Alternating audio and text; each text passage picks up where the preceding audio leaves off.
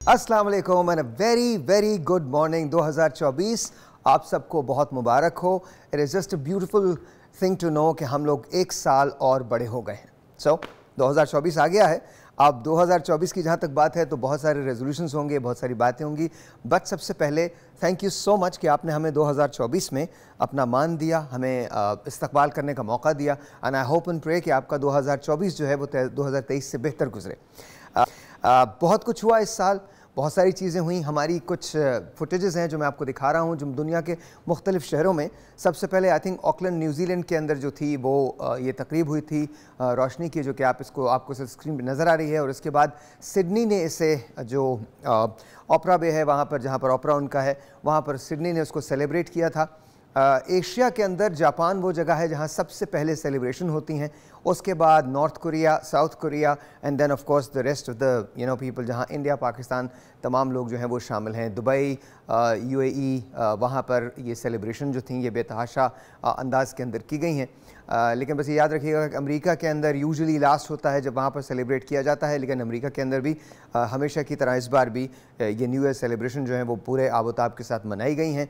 In New York celebration के अंदर China शामिल था, इसके अंदर आयरलैंड शामिल था, इसके अंदर अमेरिका शामिल था, ऑफ कोर्स इसके अंदर यूएई शामिल था, इसके साथ साथ ऑस्ट्रेलिया था, न्यूजीलैंड था और बाकी के तमाम ममालिक जो हैं, जापान, साउथ कोरिया के अंदर घंटा बजा के न्यू ईयर का इस्तकबाल किया जाता है। लेकिन ज़ाहिर है वहाँ पर भी और बहुत सारी चीज़ें होती हैं। आप ये देख सकते हैं कि किस तरह की आतिशबाजियाँ हैं और ये आतिशबाजियाँ बड़ी कमाल हैं, बहुत खूबसूरत लगा करती हैं। यहाँ हज़ारों लाखों की तादाद में लोग आते हैं और आकर इसको सेलिब्रेट करते हैं। आई डोंट नो क्या दुआएं मांग रहे होते हैं, मुझे नहीं पता, लेकिन बेतहाशा look at this just beautiful. ये जो तमाम चीज़ें हैं ये बहुत हसीन हैं, बहुत खूबसूरत हैं और ऐसा लगता है जैसे क़ज़ा आसमान से ना बिल्कुल नीचे उतर के आ गई हो। And this is just unbelievably beautiful. लोग बहुत खुश होते हैं, लोग ये अहद करते हैं। 31 की रात को ये अहद किया जाता है कि जो 2024 की सुबह होगी वो बहुत डिफरेंट होगी और हम 2024 जो है या नया साल जो है उसको हम बहुत डिफरेंट तरीके से मनाएंगे। लेकिन होता क्या है, यूजुअली ये होता है कि थोड़े दिन के बाद वो सारी की सारी चीज़ें जो होती हैं वो ख़त्म हो जाती हैं और हमें वही याद रह जाता है जो रोटी कपड़ा और मकान की जंग है, हमको सिर्फ वही याद रहती है। बट होपफुली 2024 जो है साल वो आपका बहुत हसीन गुजरेगा, बहुत खूबसूरत गुजरेगा। जहाँ बात इन सारी रंगों की आ रही है, रोशनियों की बात आ रही है, मुझे बड़ी खुशी हुई थी जब हुकूमत पाकिस्तान ने ऐलान किया था कि पाकिस्तान में सादगी से मनाया जाएगा। लेकिन आई होप कि ये ऐलान और भी मुल्कों ने सुना होता, जिसके अंदर शामिल होते अमेरिका, जिसके अंदर शामिल होते रशिया, जिसके अंदर शामिल होते यूएई, जिसके अंदर शामिल होता सऊदी अरेबिया, जिसके अंदर शामिल होता और बहुत सारे ममालिक, और हम मिल के आवाज़ उठा सकते और इन तमाम जगहों पे अगर हम फ़लस्तीन के परचम लहरा देते तो आई थिंक वो बहुत बड़ी बात होती। तो मेरे ख्याल में ये सारी चीज़ें अपनी जगह, मैं इसको कंडेम नहीं करता, ठीक है, ये उनकी वो मान सकते हैं, वो बना सकते हैं, वो कर सकते हैं। लेकिन आई होप एंड प्रे कि इस सारी की सारी जगह में अगर फ़लस्तीन का एक वाज़ेह मैसेज जाता, अगर बुर्ज खलीफा पे फ़लस्तीन का मैसेज जाता, अगर सऊदी अरब से फ़लस्तीन का मैसेज जाता, अगर ऑस्ट्रेलिया से फ़लस्तीन का मैसेज जाता, अगर फ़लस्तीन का मैसेज जाता ऑकलैंड से, अगर ये दिखाया जाता कि ये सब कुछ हो रहा है, ये 2023 में सब कुछ हुआ है, कल भी हमला किया गया है, अगर ये सब कुछ दिखाया जाता और ये जंगों की फुटेज दिखाई जाती, पूरी दुनिया को दिखाई जाती, तो आई थिंक वो कहीं ज़्यादा पावरफुल होती इस चीज़ से जो हमने देखी है। तो हम हर साल करते हैं, लेकिन उस खून का क्या हिसाब देंगे जहाँ 25-30 हज़ार लोगों की शहादतें हो चुकी हैं? उस खून का क्या हिसाब देंगे जहाँ निहत्ते लोगों पर हमला किया जा रहा है? उस खून का क्या हिसाब देंगे? हम हिसाब नहीं दे पाएंगे। आई होप एंड प्रे कि हमने इसको सादगी से मनाया हो। मैंने बिल्कुल सादगी से मनाया।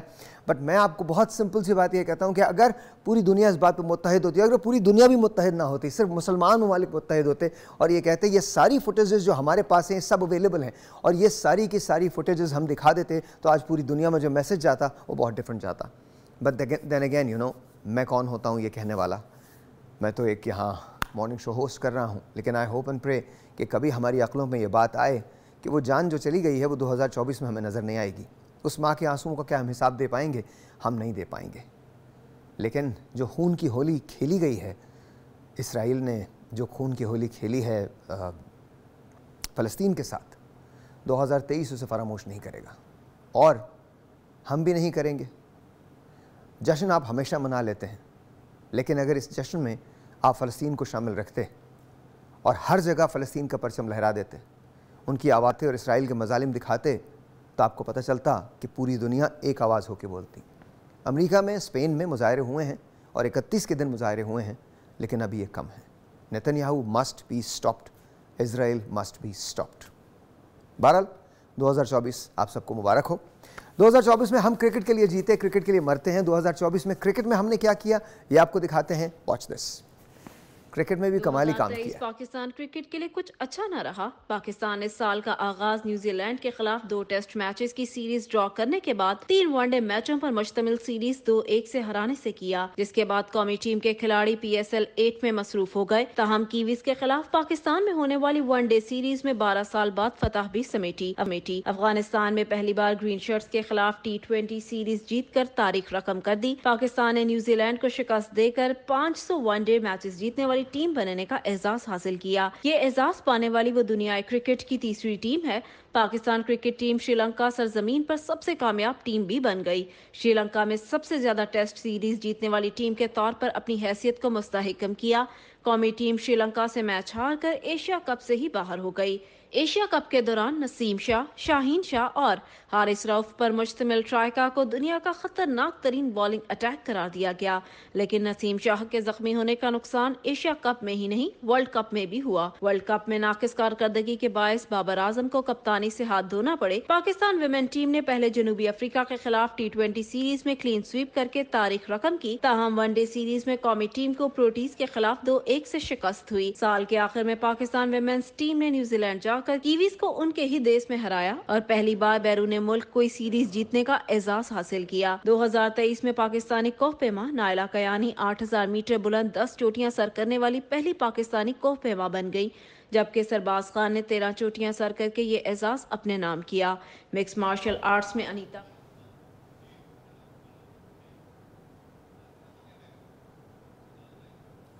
तो ख़त्म हो गया। ओके, अभी ख़त्म कैसे हो गया? आपने इसके अंदर क्रिकेट का वो नहीं लगा जो हम 2 टेस्ट हारे हैं लगातार, 2031 में ही हारे, 2023 में ही हारे, वो दोनों टेस्ट हार गए अल्हम्दुलिल्लाह, बड़े मार्जिन्स के साथ हारे। रही इसकी बात कि हम श्रीलंका जाते हैं, कमज़ोर टीम के साथ खेलते हैं, उससे जीतते हैं और कहते हैं हमने बहुत कुछ कर लिया। हमको पाकिस्तान को चेंजेस तो करनी पड़ेंगी अगर पाकिस्तान क्रिकेट के अंदर अब आगे जाना चाहता है। ऐसा नहीं हो सकता कि हम इन्हीं खिलाड़ियों के साथ खेलें। जिन लोगों को सज़ाएं मिलती हैं उन लोगों को सज़ाएं नहीं मिलनी चाहिए। खैर, होगा तो कुछ भी नहीं, ये यही रहेगा इसी तरह से। जब तक हम क्रिकेट के अंदर सियासत को लाते रहेंगे तब तक क्रिकेट ऐसा होता रहेगा। नायला कयानी को, अनीता करीम को बहुत बहुत बहुत बहुत मुबारकबाद, और पाकिस्तान की वुमेंस टीम ख़ास तौर पे सलूट की और कारकर्दगी की मुस्तहिक है। कमाल आप लोगों ने कारनामे अंजाम दिए। It is beautiful to watch. लेकिन when it comes to men's cricket team, good luck to us and good luck to our politics that's in cricket. So I don't know कब तक सही खिलाड़ियों को इंसाफ नहीं मिलेगा और कब तक यही खिलाड़ी खेलते रहेंगे और इसी तरह की बकवास होती रहेगी जो हम रोज़ सुनते हैं।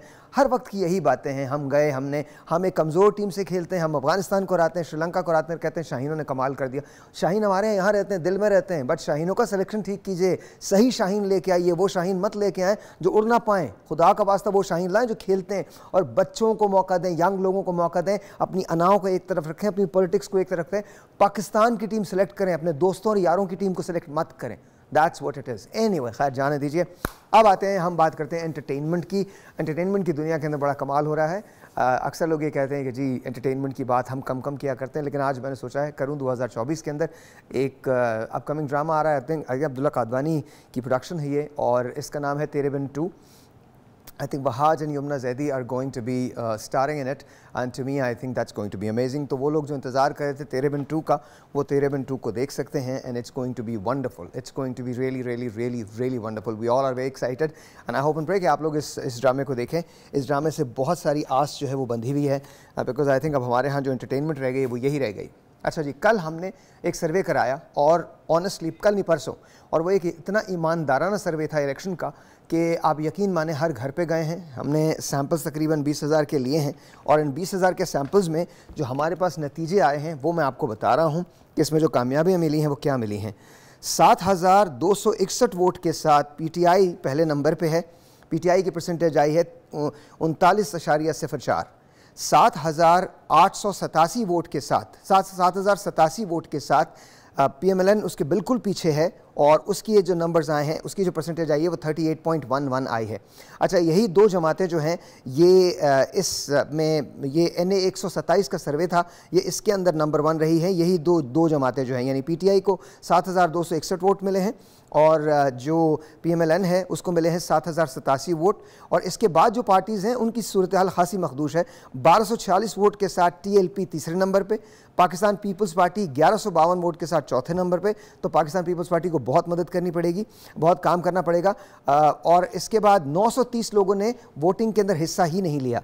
JI को मिले हैं 455 वोट, रिजेक्टेड 222, JUIF को सिर्फ 79, IPP को 57। IPP को बहुत मेहनत करनी पड़ेगी अगर IPP ये इलेक्शन जीतना चाहती है या चाहती है कि कोई डेंट करे, तो IPP को बहुत ज़्यादा मेहनत करना पड़ेगी।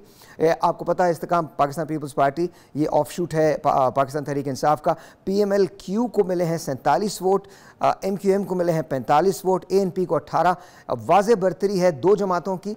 एक जमात जो इमरान खान साहबानी जो PTI हैं उनकी जमात है 7261 वोट के साथ वो पहले नंबर पे है। PMLN जो है 7087 वोट के साथ दूसरे नंबर पे है।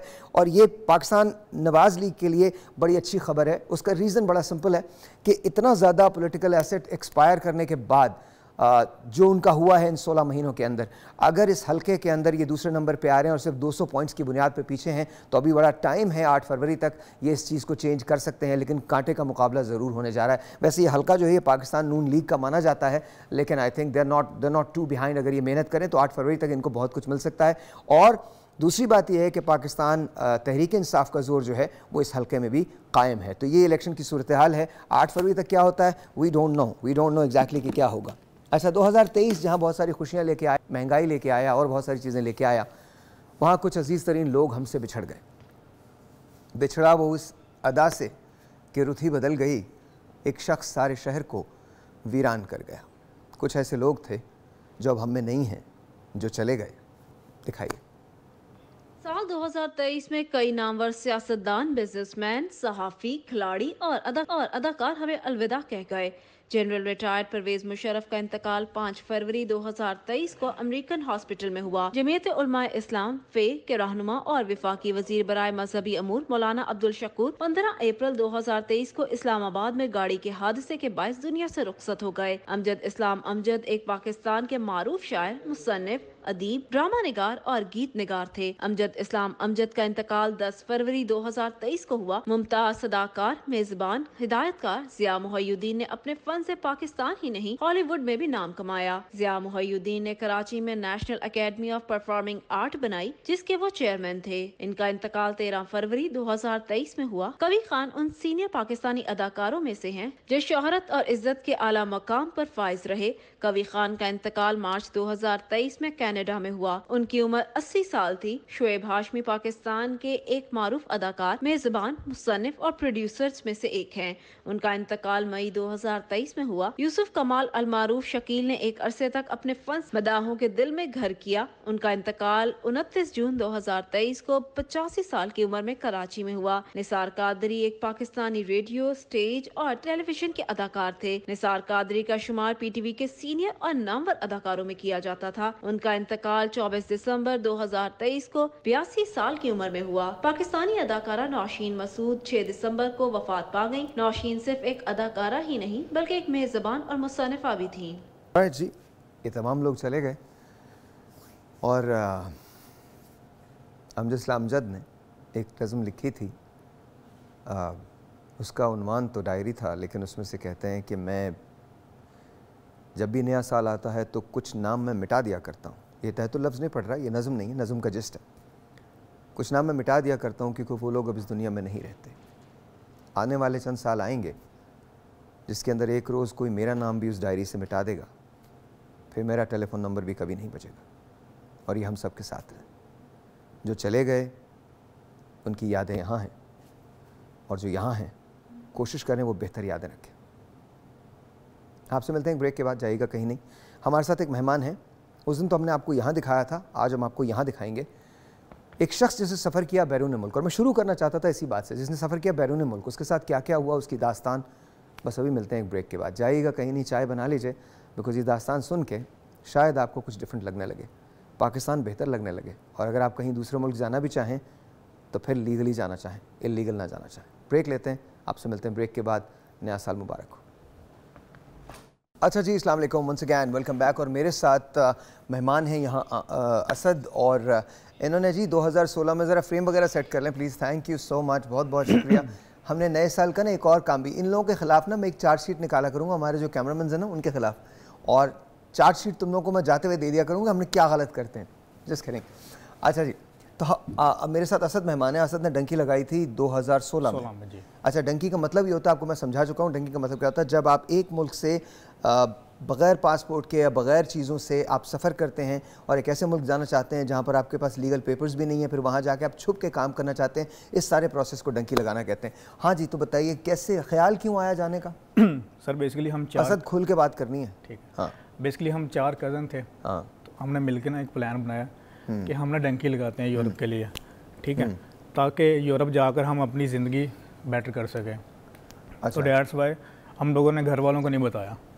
घर वालों को नहीं बताया तो इस वजह से मेरा कज़न था, सियालकोट में एक एजेंट है, उसके साथ उसने डील की, 1,45,000 में हमारी डील हुई। 1,45,000 एक आदमी के या चारों? एक बंदे के।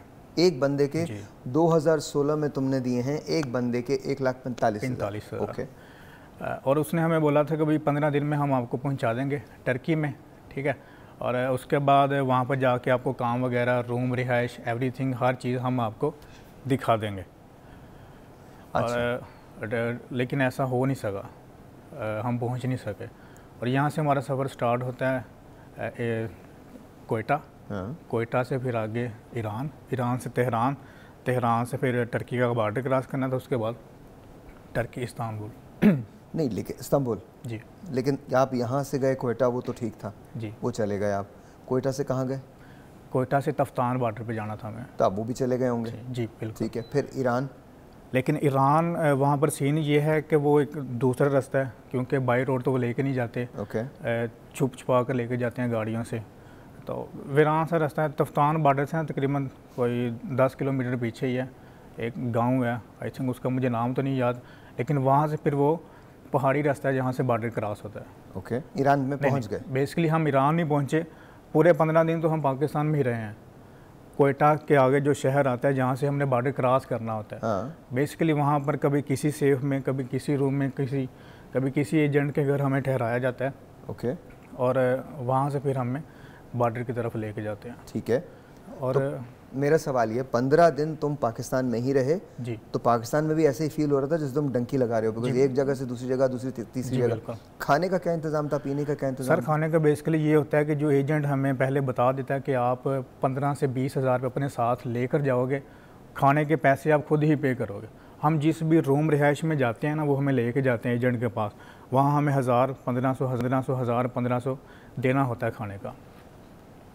और जब हमने करना था बॉर्डर क्रॉस, रात के बजे थे 8, और अगले दिन मसलसल हम सुबह के 4 बजे तक चलते रहे, दोपहर के, सॉरी, रात 8 बजे से दोपहर के 4 बजे तक। फिर ठीक है, लेकिन उस दौरान मेरी हालत ख़राब हुई, क्योंकि पानी वगैरह नहीं होता, और ईरान में तो आपको पता है वैसे ही बहुत ज़्यादा गर्मी होती है। पाकिस्तान की तरफ तो ठीक ना, जैसे हम ईरान में एंटर हुए हैं, लेकिन 24 घंटे में मसलसल कोई बंदा चल नहीं सकता। ओके। तो मेरे भी सेम यही सिचुएशन थी, मुझसे भी चला नहीं गया। और उस दौरान एजेंट ने हमसे पैसे भी ले लिए सारे के सारे, और मुझे बहुत ज़्यादा मारा भी, मेरा इवन कि मेरा, हाँ मुझे मारा भी, और मेरा सर भी फाड़ दिया। क्यों? क्योंकि मुझसे चला नहीं था जा रहा। बेसिकली वो जो डंकर होते हैं ना, जो बॉर्डर आपको क्रॉस करवा रहे होते हैं, और वो सीन ये होता है कि वो उनकी ज़िम्मेदारी होती है कि वो हर एक बंदा अपने साथ लेकर जाएँ, लेकिन वो उठा के तो लेकर नहीं जा सकते। इस वजह से ये सीन था। मेरे कज़न ने उसको अपने पैसे भी दे दिए कि यार तू इसे मार नहीं, तू पैसे ले ले, तू चला जा। इवन के साहिर भी हमारे साथ 300-400 बंदा था बॉर्डर क्रॉस करते वक्त, ठीक है। और अच्छा, ये पुलिस को पता होता है, ईरान पुलिस को भी पता है, पाकिस्तान पुलिस को पता है? बिल्कुल पता होता है। अच्छा, मज़े की बात यह है कि जब हम पहुँचे नहीं, वापसी वक्त हमें बेचा भी गया। नहीं, वापसी वक्त नहीं, पहले मुझे पहुँचने की रुदात बताया ना, वापसी तो बात की। जब हम बॉर्डर क्रॉस कर रहे थे, जब उन्होंने आपको मारना शुरू किया तो फिर रोक दिया मारना? नहीं, मेरे कज़न ने मेरे पैसे भी उसको दे दिए, अपने पैसे भी उसको दे दिए। और लेकिन उसने फिर भी रुका नहीं। जब उसको पैसे दिए ना, उसने बोला ठीक है मैं इसको उठा लूँगा। उसने मुझे थोड़ा सा पानी भी दिया, ठीक है मैंने पानी पिया, लेकिन फिर भी मुझसे चला नहीं गया। ओके। तो उसके बाद सीन ये हुआ कि उसने और मारना शुरू किया कि इनके पास और पैसे होंगे, ये हमें और पैसे देगा। पैसे मेरे कज़न ने और दिए, लेकिन हमारे पास पैसे तो तकरीबन 10-15 हज़ार रुपये थे, जो कि हमने उनको दे दिए। लेकिन एंड में उसने बोला कि यार आधे घंटे का सफ़र है, आगे गाड़ियाँ खड़ी हैं, हम वहाँ पर जाके बैठ जाएंगे, आप साथ चलो। लेकिन सर चला नहीं था जा रहा मुझसे। फिर ठीक है, तो वो फिर एजेंट हमें छोड़ के चला गया। एजेंट तुम्हें वहीं छोड़ के चला वहाँ गया? छोड़ के चला। अच्छा, फिर क्या हुआ? जो मेरे दूसरे 2 कज़न थे, हाँ। वो तो खैर उन सब के साथ चले गए और हम 2 कज़न पीछे रह गए। ठीक है। आज अगर मैं यहाँ पर बैठा हूँ और मेरा कज़न ना होता मेरे साथ जैन, तो शायद मैं यहाँ पर ना होता। ओके, ठीक है। ओके। पहाड़ों में मेरे और मेरे कज़न के अलावा वहाँ पर कोई नहीं था। हमने वो पूरी रात और पूरा दिन, और खाना पीना कुछ नहीं? कुछ भी नहीं था हमारे तो पास। एजेंट ने कहा था वो तुम्हें वापस लेके आएगा? सर बेसिकली वहाँ पर फ़ोन वगैरह तो चलते नहीं, तो फिर एजेंट ने, तुम किस बुनियाद पे वहाँ रुक गए थे? हम इस बुनियाद पर रुक गए थे क्योंकि चला नहीं था जा रहा, और हमने ये सोचा कि यार पीछे से और लोग आएंगे, पानी वगैरह उनके पास, हाँ जी, हमें साथ ले जाएंगे। तो हम वहाँ पर रुक गए, सब लोग तो चले गए, मैं और मेरा कज़न वहाँ पर रह गए। पूरी रात हमें होश तक नहीं थी, हम चले हैं, हम जाग रहे हैं, हम सो रहे हैं, हमें कुछ नहीं था पता। ठीक है। जैसे ही सुबह हुई, सुबह 6 बजे मज़ीद पीछे से अफ़गानी लोग आए।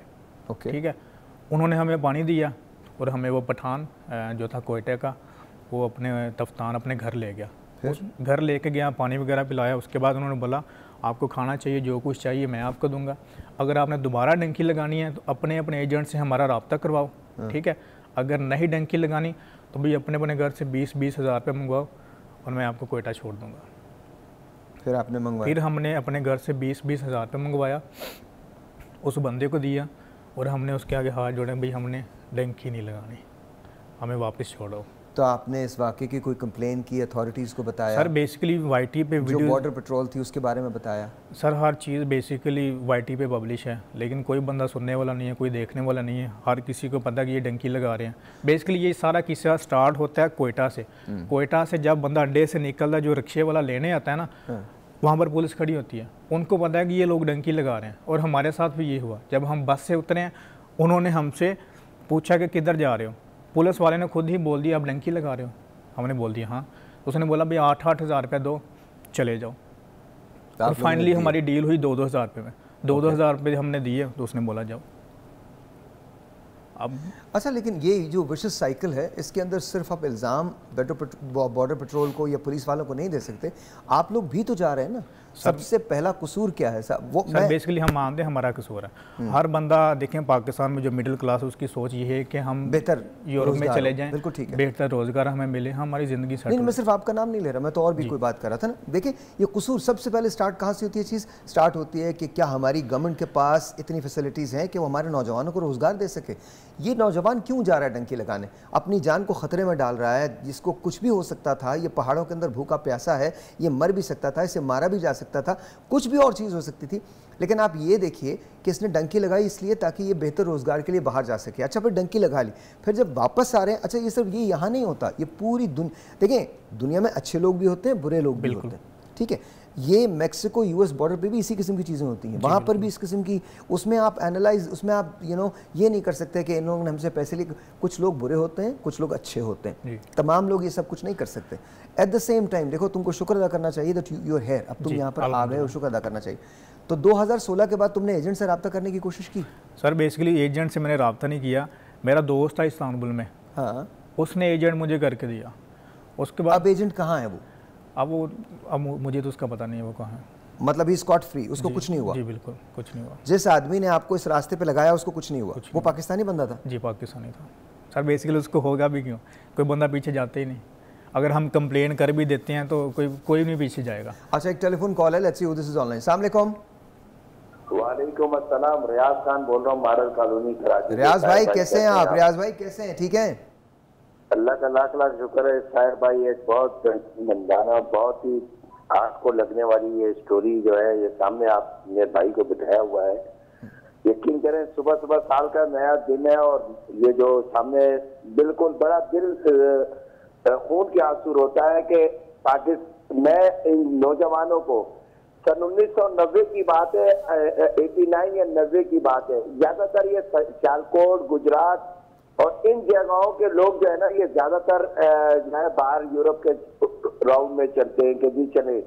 हमारे पास भी हमारे यहाँ ग्राउंड है फरियाल जमखाना, तो वहाँ पे भी 2 टीमें वो आए हुए थे, तो हम हमारे से मैच खेलने हो गए। 24 लड़का था वो, 24 लड़के के 26 लड़के एक साथ गए हैं और वो उस जमाने में यूनान निकल गए। वो जो शुरू वाले दिन थे ना, मैं आपको एक बात बताऊं कि ये इसलिए मैंने आपको लॉन्ग टर्म बताया कि सन 88, 89, 90, 91 इस टाइम में लोग निकल जाया करते थे। अब जो है अब निकलना बड़ा मुश्किल हो गया है। अब वो कहते हैं यार वो हमारा जो मामा था ना वो निकला था तो हम भी निकल जाएंगे, हमारा चाचा निकला था हम भी निकल जाएंगे। अब जो है बॉर्डर पे सख्तियां भी हो गई है, हर फौजी जो है वो पैसे नहीं लेता। पाक फौज में जो है हमारे यहाँ मतलब कोई कोई होता होगा, हर जगह सारी बहनें होती होंगी, लेकिन ज्यादातर जो है वो अल्लाह माफी दे गोलियां भी मार देते हैं, भागते हैं, एजेंट मार देते हैं। मेरे पास हमारे गांव के भी कुछ लोग आए बेचारे जो वहां पे कहते हैं कि हमने खैर मांगी, लोगों से भीख मांगी रोटी के लिए कि खुदा के लिए हमें रोटी दे दो, रोटी दे दो। बुरा हालात होते हैं। तो मेरी आपके चैनल 24 के चैनल के तवज्जुह से ये पाकिस्तान की माओ से रिक्वेस्ट है कि खुदारा ये लख्ती जिगरों को यूरोप के सुहाने ख्वाब, ये यूरोप पाकिस्तान भी है। देखिए कुल्लु नफ्सुन जायकातुल मौत, हर मुसलमान ने मौत का मजा चखना है, हर जानदार ने मौत का मजा चखना है। जो अल्लाह पाक ने दिया है उस पर सब्र करें और अपने घर में ही रहें। पाकिस्तान बहुत प्यारा मुल्क है। पाकिस्तान में अगर कोई मजदूरी करना चाहे, खुदा की कसम खा के कहता हूं कि वो आराम के साथ, आप मुझे बता देना कि भूख से रियाज भाई थैंक यू रियाज भाई। कुछ बातें आपकी बिल्कुल ठीक है, 90% बात बिल्कुल ठीक है, 10% बातें ठीक नहीं है। पाकिस्तान में मजदूर की कोई जगह नहीं है, आई एम सॉरी, नहीं है जगह। हम कब तक झूठ बोलते रहेंगे, कब तक मैं आपसे झूठ बोलूँगा, आप मुझसे झूठ बोलेंगे? नहीं, बकवास, झूठ है ये बात कि मजदूर की कोई जगह, मजदूर की कोई जगह नहीं है। हमारे बच्चों का फ्यूचर जो है वो बहुत ब्लीक है, बहुत डार्क है। हर आदमी इंटरनेट पे माहिर नहीं हो सकता, इंटरनेट का सेवी नहीं हो सकता, अभी एजुकेशन इस तरह से नहीं पहुंची है। क्या कल पाकिस्तान बेहतर होगा? इंशाल्लाह बेहतर होगा। हमको मिलकर कोशिश करनी है। लेकिन आज ये कहना कि अगर कोई ईमानदारी से काम करता है, अगर कोई ईमानदारी से काम करता है, 35,000 रुपये की तनख्वाह बनाता है, यूएस ये कह चुका है, उसका सर्वे ये बताता है कि आपको 1.5 लाख रुपये की ज़रूरत है पाकिस्तान में गुजारा करने के लिए। 2 बच्चे, 1 बीवी और एक आप और एक आपको माँ बाप में से अगर कोई एक बच्चा हो, यानी 5 फैमिली मेम्बर्स को आपको ज़रूरत है 1.5 लाख रुपये की। कहाँ से लेके आएंगे आप? तो इस बात से मैं आपकी एग्री नहीं करता। रही इसकी बात ये, पाकिस्तान के अंदर माइट इज़ राइट, जो ताकतवर है बस उसी का है, जो ताकतवर नहीं है वो उसका नहीं है। इस बच्चे का क्या कसूर है? इस बच्चे ने क्या कोशिश की? एक कोशिश की। इस बच्चे ने ये कोशिश की कि ये पाकिस्तान से बेहतर ज़िंदगी गुजारना चाहता था। आपने कहा लख्ते जिगर जो है उनको नहीं जाने थे। इन बच्चों ने एक्चुअली अपने, और इनकी गलती है ये, इन्होंने अपने घर वालों को भी नहीं बताया। तुमने नहीं बताया था ना? बिल्कुल नहीं बताया। ये, और बेटा ये गलत किया आपने असद, ये बिल्कुल गलत किया, बिकॉज आपको बताना चाहिए था, बिकॉज आपके माँ बाप जो है वो आपके लिए दुआएं ही कर सकते हैं। बिल्कुल, ठीक है ना? तो अब तुम क्या करते हो इस वक्त? सर बेसिकली फिर मैंने डंकी लगाई। दोबारा लगाई? सीखते नहीं हो तुम? फिर बेसिकली सीन ये हुआ था 2018 में मैंने डंकी लगाई और मैंने ईरान का वीज़ा लगवाया। इस बार माँ बाप को बता दिया था? इस बार उनको पता था। अच्छा, ठीक। अब वो जो एजेंट था उसने बोला था भाई उस डंकी के पैसे कितने दिए? उस डंकी के पैसे दिए नहीं, सिर्फ वही 20,000 उस एजेंट को दिया या 15,000 रुपये जो हम साथ लेकर गए। ठीक है, तो ईरान पहुंच गए आप? जी बिल्कुल। फिर ईरान पहुंच गया, उसके बाद 2 घंटे मैं चलाऊँ पैदल और मैं टर्की पहुंच गया हूँ फिर दूसरी बार। फिर उसके बाद मैं वहाँ पर 2 साल रहा। टर्की में रहे 2 साल? जी 2 साल में काम मैंने किया। उसके बाद मैं वापस आ गया, जैसे गया डंकी लगा वैसे ही वापस आया। डंकी लगा के ही वापस आए? बेसिकली वापसी आने का मकसद ये था, एक एजेंट को मैंने डबल पैसे दिए कि मैंने भाई वीडियो शूट करनी है। वीडियो शूट इस वजह से ताकि मैं लोगों को बता सकूं कि भाई डंकी लगा के ना हो, ठीक है, डंकी में क्या कुछ होता है, वो चीज़ें मैंने लाइव दिखाई। ठीक है, ताकि लोगों को सबक मिले कि यार डंकी ना लगाओ। उसके बाद पाकिस्तान आकर मैंने वीज़ा अप्लाई किया। ठीक है, तो टर्की का? जी बिल्कुल। ठीक है, इतना आसान प्रोसेस था कि आई थिंक 3 महीनों में मैंने सब कुछ कंप्लीट कर लिया। अपने बैंक स्टेटमेंट, एंट्री जो कुछ भी था वो कंप्लीट करने के बाद मैंने वीज़ा सबमिट करवाया और मेरा अल्हम्दुलिल्लाह वीज़ा लग गया। और वीज़े से मैं दोबारा फिर टर्की चला गया। ठीक है, और मज़े की बात यह है कि जब मैंने एक बार वहाँ पर चला गया वीज़े पे, उसके बाद अपना रेजिडेंस कार्ड बनवा के वापस आया और फिर मैंने सोचा कि मैं बाई रोड ट्रैवल करता हूँ। अब ये बड़ा इशू है कि जब हम ईरान के बॉर्डर पर जाते हैं वीज़ा लगवा कर, वहाँ पर भी सर लीगल बंदे से पैसे लिए जाते हैं इमिग्रेशन में। वो कहते हैं कि आप लोगों ने लगानी डंकी। मैंने वहाँ पर ये चीज़ जाहिर की कि भाई मेरे पास रेजिडेंस कार्ड है, मैं टर्की जाऊँगा बाई रोड। और उन्होंने बोला नहीं, आप पैसे दोगे फिर हम जाएंगे। और वहाँ पर गाड़ी में थे? जी बिल्कुल, इमिग्रेशन। और वहाँ पर थे तकरीबन 15 से 20 और लोग जिनके पास सिर्फ ईरान का वीज़ा था। और मैंने उनको बोला कि यार आप मेरा साथ दो। इमिग्रेशन वाले अंदर सबको इकट्ठा करके उन्होंने बोला कि 5-5 हज़ार रुपये दोगे फिर हम आपको एंट्री देंगे। ये कौन सी इमिग्रेशन थी? ये थी ग्वादर गवादर की। ईरानी इमिग्रेशन? जी बिल्कुल। नहीं सॉरी, ये पाकिस्तानी ओके ठीक है। उन्होंने सर हमारी बहस हुई, लेकिन उन्होंने बोला हम आपको एंट्री नहीं देंगे जब तक आप हमें 5,000 रुपये ना दोगे। तो हम सब लोगों को उन्होंने बाहर निकाल दिया। मज़े की चीज़ ये थी, मैंने फोर्स किया कि भाई मैं तो नहीं दूंगा, मैं कभी भी नहीं दूंगा। फिर मैं तो ऑलरेडी वीडियोज़ बनाता था YT पे, तो मैंने उन सबको बोला भी आप लोगों ने मेरा साथ देना है, मैं वीडियो बनाऊंगा, ये आपसे 5-5 हज़ार रुपया नहीं लेंगे। बेसिकली कोई तो नहीं बनता, कोई हक ही नहीं है उनका। और सर वही हुआ, मैंने वीडियो बनाना स्टार्ट की, मुझसे मेरा कैमरा छीन लिया गया। उसके बाद मुझे ज़बरदस्ती अंदर ले गए खींच के इमिग्रेशन वाले, और वहाँ फिर अंदर जाकर उन्होंने मेरा पासपोर्ट, मेरा visa, residence card, hotel booking, उसके बाद जो शो मनी होती है वो सब कुछ चेक करने के बाद बोला कि हम तुझे जाने देंगे, इनको नहीं जाने देंगे।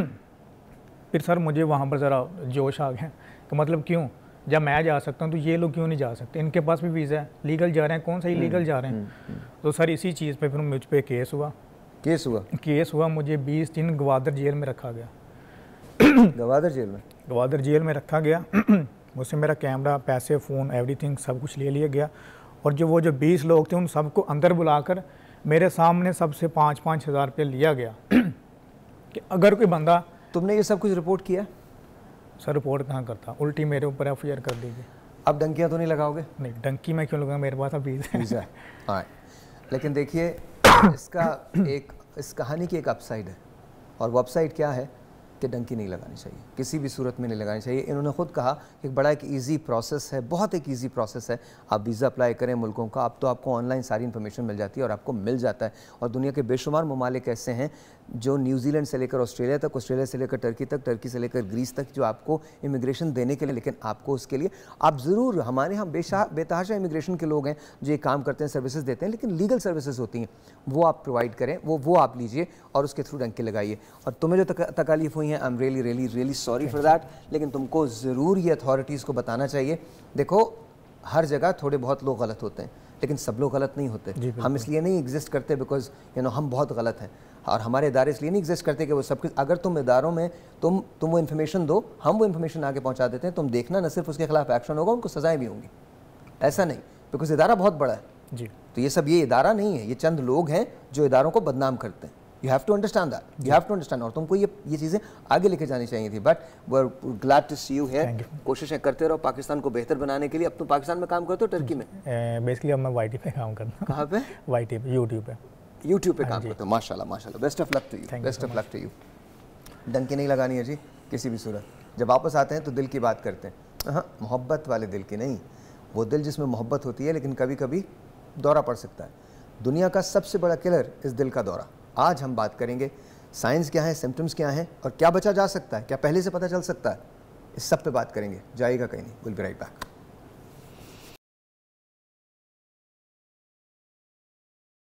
टेक का बंदा हूँ, सॉफ्टवेयर्स का, तो मेरे सॉफ्टवेयर से रिलेटेड गोल है कि मैंने किस टाइप का सॉफ्टवेयर डिज़ाइन करना है।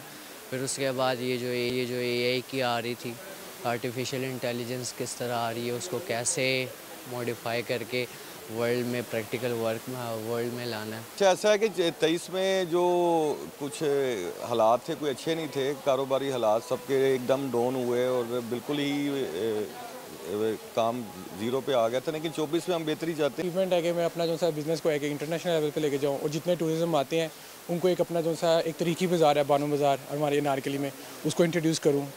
जिस मुल्क के अंदर सोर्स ऑफ एनर्जी नहीं है तो अचीव क्या करना है? देखिए ना, मेन रीज़न तरक्की करने के लिए सबसे पहले आपको बिजली, गैस और पेट्रोल और पानी, ये मेन बेसिक सोर्स हैं, सोर्स ऑफ एनर्जी। जिस मुल्क के अंदर सोर्स ऑफ एनर्जी पे आप अभी तक कुछ नहीं कर सके तो आगे हमने तरक्की करने की, अचीवमेंट्स की क्या बात करनी? 24 में मैं बस पाकिस्तान छोड़ के जाना चाहती हूँ क्योंकि मैं अपनी लाइफ में इम्प्रूवमेंट चाहती हूँ, आगे हायर एजुकेशन के लिए बाहर जाना चाहती हूँ। अल्लाह पाक हमारे मुल्क पे बेहतर करे है, हमारे मुल्क के हालात अच्छे हों, महंगाई कम हो। मैं चाहती हूँ कि आवाम को रिलीफ दें, महंगाई बहुत ज़्यादा है, लोग बहुत परेशान। मेरे साथ मेरे गेस्ट हैं डॉक्टर आमिर खान, आप प्रोफेसर हैं ऑफ मेडिसिन एंड डायबिटीज़। अस्सलाम वालेकुम जी सर, कैसे हैं आप? बहुत बहुत शुक्रिया। मेरे साथ तशरीफ़ रखती हैं डॉक्टर अतिया ज़हरा, कंसल्टेंट हैं, कार्डियोलॉजिस्ट हैं। थैंक यू जी, बहुत बहुत शुक्रिया। मेरे साथ मरियम मकार तशरीफ़ रखती हैं, आप न्यूट्रिशनिस्ट हैं। Thank you so very much. और कराची से हमें ज्वाइन करेंगी डॉक्टर सबा भट्टी साहिबा। मुझे पता नहीं वो DSNG पे हैं या नहीं है, बट व्हेनेवर शी कम्स फिर हम बात करेंगे। सबसे पहले, इससे पहले कि हम अपने उस पर जाएँ, न्यू ईयर के रेजोल्यूशंस आपसे शुरू करते हैं। मरियम, क्या रेजोल्यूशन है? 31 तो सबके लिए बड़ा इंपॉर्टेंट होता है। क्या रेजोल्यूशन बनाया 2024 में? आप क्या करेंगी? बस 23 से बेटर होना है 24 में। क्या बेटर होगा? मतलब बैंक्स में डाका डालना शुरू कर देंगे? नहीं, ऐसा कुछ नहीं है। Better for my career. You better for your, okay, but you will stay in Pakistan? Yes, Pakistan. Doctor साहब, आपका कोई रेजोल्यूशन? जी, बस ये कि होपफुल रहना चाहिए मेरे ख्याल में। और मायूसी, अभी मैं देख रहा था कुछ आपने दिखाए हैं स्किट्स वगैरह, नहीं हमने बहुत सारा नहीं दिखाया। हाँ, लेकिन जो भी दिखाया उसमें जान लोग मायूसी का थोड़ा एलिमेंट शो कर रहे थे। तो होपफुल होना चाहिए, होप का दामन नहीं छोड़ना चाहिए मेरे ख्याल में। We should be hopeful. I think it's easier said than done. हमारे और आपकी जगहों पे ना it's easier said than done, but the people who trying to make their ends meet, उनके लिए बड़ा मुश्किल है। हमको खुल के बात करनी पड़ेगी। देखिए, 35,000 रुपये की सैलरी अगर आपकी है, 5 लोग आपके हैं, US कहता है, उसकी स्टडीज़ कहती हैं कि 1.5 लाख रुपये आपको चाहिए पाकिस्तान में गुजारा करने के लिए। तो ये जो होप्स की बातें हैं ना, ये बड़ी अच्छी लगती हैं सर, मुझे आपको बहुत अच्छी लगती हैं, because we have hope and we have everything else. हमारी सराउंडिंग्स भी दूसरी हैं। हमने एक बेशतर आबादी ने पढ़ा लिखा नहीं है हमारे यहाँ। एक बेशतर आबादी को महरूम रखा गया है। हम यहाँ पर इसलिए नहीं आए बिकॉज हम अचानक से ऐसे पहुँच गए। हम बड़े प्लान्ड होके आए यहाँ पे। It was planned for us. तो वी हैव टू टॉक। अगर आज भी बात नहीं करेंगे तो हम फिर हमारे बच्चे इसी तरह से डंकियाँ लगाते रहेंगे। वो बच्ची जिसने अभी बात की थी कि वो पाकिस्तान छोड़ के जाना चाहती है, वो क्यों छोड़ के जाना चाहती है? उसको पाकिस्तान से उतनी, उसकी मोहब्बत को क्वेश्चन मत करें। उसको पाकिस्तान से उतनी मोहब्बत है जितनी मुझे और आपको है। सो हम होप की तो बात करें। हम दुनिया का वाहिद मुल्क हैं जहाँ ख़वातीन और मर्द दोनों उम्मीद से होते हैं। अल्लाह ताला रहम करे।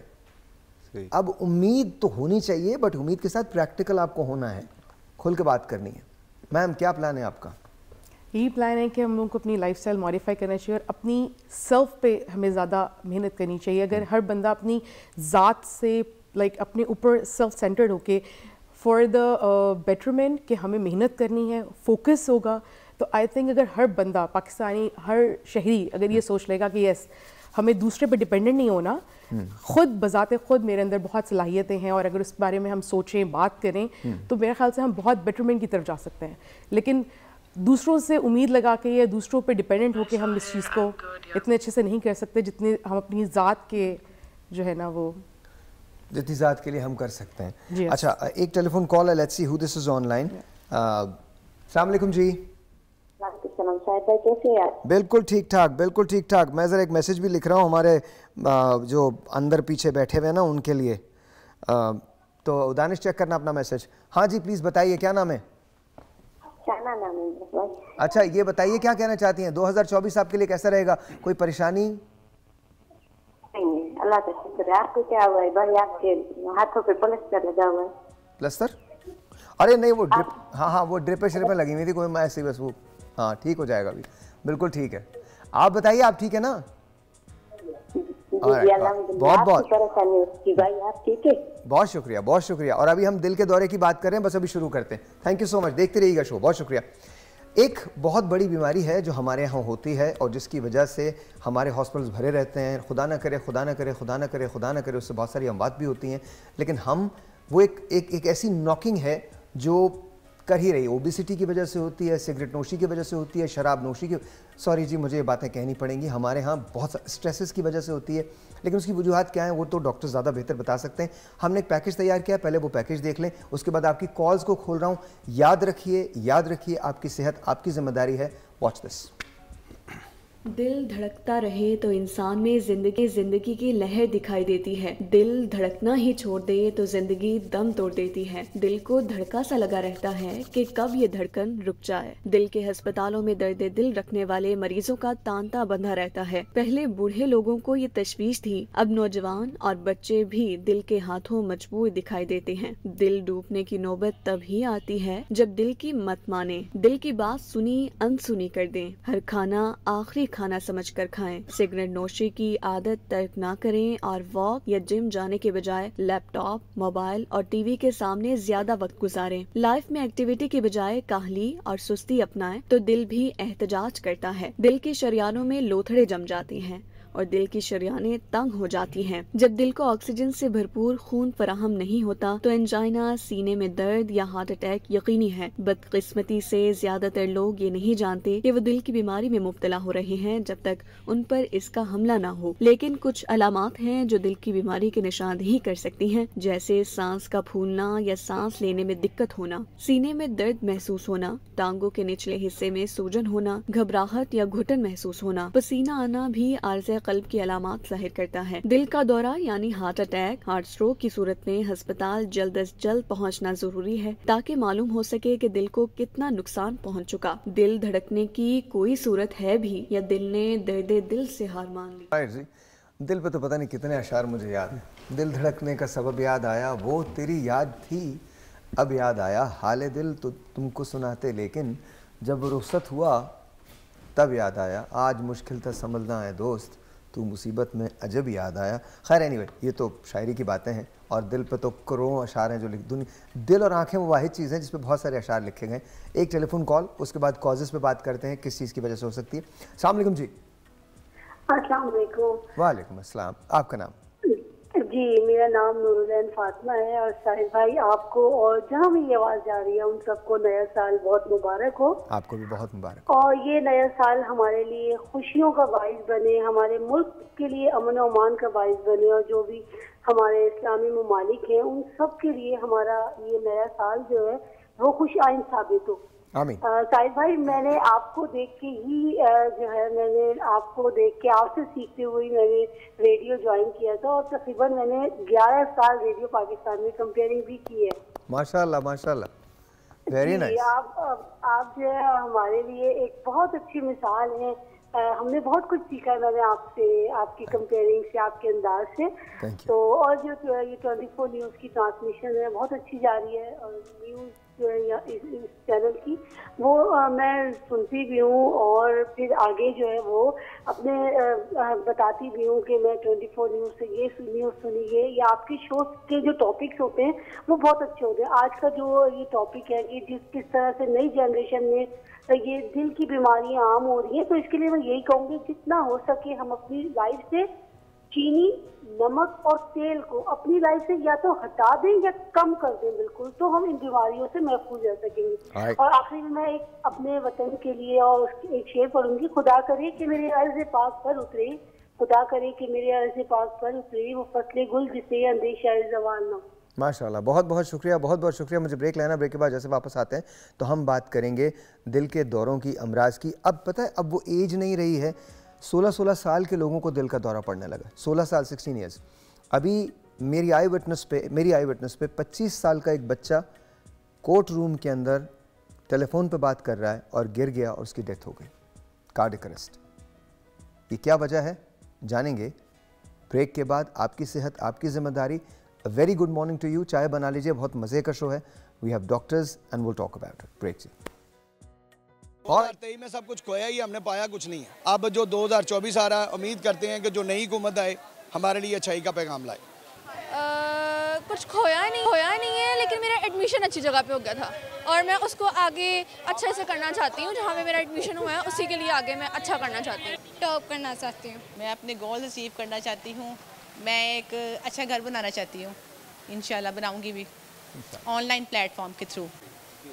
2023 जो जा रहेगा उसके लिए तो ये है कि जो मुल्क में हुआ है उसको होना नहीं चाहिए था, और जो 2024 इंशाअल्लाह ताला जो आएगा तो हमारा और सबका यही होना चाहिए कि हम अपने मुल्क के लिए सोचें, अपने लिए सोचें और अपनी आने वाली नस्लों के सोचें। और वो उसी तरह मुमकिन है कि जिस वक्त हम अपने आप को स्ट्रॉन्ग करके वो काम कर रहे हैं जो हमें करना चाहिए, और वो है वोट। 23 में तो मैंने यूनिवर्सिटी हाईटेक में एडमिशन लिया था, मैं मैकेनिकल इंजीनियरिंग में। तो मैं चाहता हूँ 2024 में मुझे अच्छी जॉब मिल जाए। अल्लाह ताला से दुआ ही है। 23 तो बड़ा मुश्किल साल था, अल्लाह ताला अपना करम करे कि 24 का जो है। All right, Ji, once again, welcome back. Dr. Sabah Bhatti has joined us. She's a cardiologist from Karachi, and she's joining us via DSN. Ji, Assalamu alaikum, Dr. Sabah. How are you? वालेकुम सलाम, thank you for having me. बहुत बहुत शुक्रिया doctor साहबा। हम topic पे तो बाद में आएंगे, सबसे पहले हमने बाकी जो तीन हमारे जो यहाँ गेस्ट बैठे हैं उनसे भी हमने पूछा था 2024 की आपकी एस्पिरेशंस क्या हैं। 2023 गुजर गया है, तो what do you want to do? So here in Pakistan, in the field of cardiology, we have lots of work to do. Cardiovascular disease is one of the highest causes of mortality in the world, and especially यहाँ पे पाकिस्तान में। तो हमारे जो हैं goals ये हैं कि डायबिटीज़ की बेटर कंट्रोल, हाइपरटेंशन के better control, and personal level पे मेरे प्रोग्राम्स हैं यहाँ पे, हमारे ट्रेनीज़ हैं, उनको पढ़ाना, उनको सिखाना, ताकि वो पूरे पाकिस्तान में जाके फील्ड ऑफ इमेजिंग को ग्रो कर सकें। चलें, अच्छा डॉक्टर साहब, हम जो बात करेंगे वो इंतहाई आसान फहम होगी, ये सबके लिए कह रहा हूँ, और नॉर्मल लोगों के लिए होगी, बिकॉज हम अगर टेक्निकलिटीज़ में चले जाएंगे तो फिर बहुत बहुत मसला होगा। तो डॉक्टर अतिया, आपसे शुरू करता हूँ। मुझे बताइए, दिल का दौरा होता क्यों है? क्या असबाब क्या बनते हैं दिल के दौरे के? इंतहाई ईजी ज़बान में जो लोग सुन रहे हैं, देख रहे हैं, उनको पता चल सके।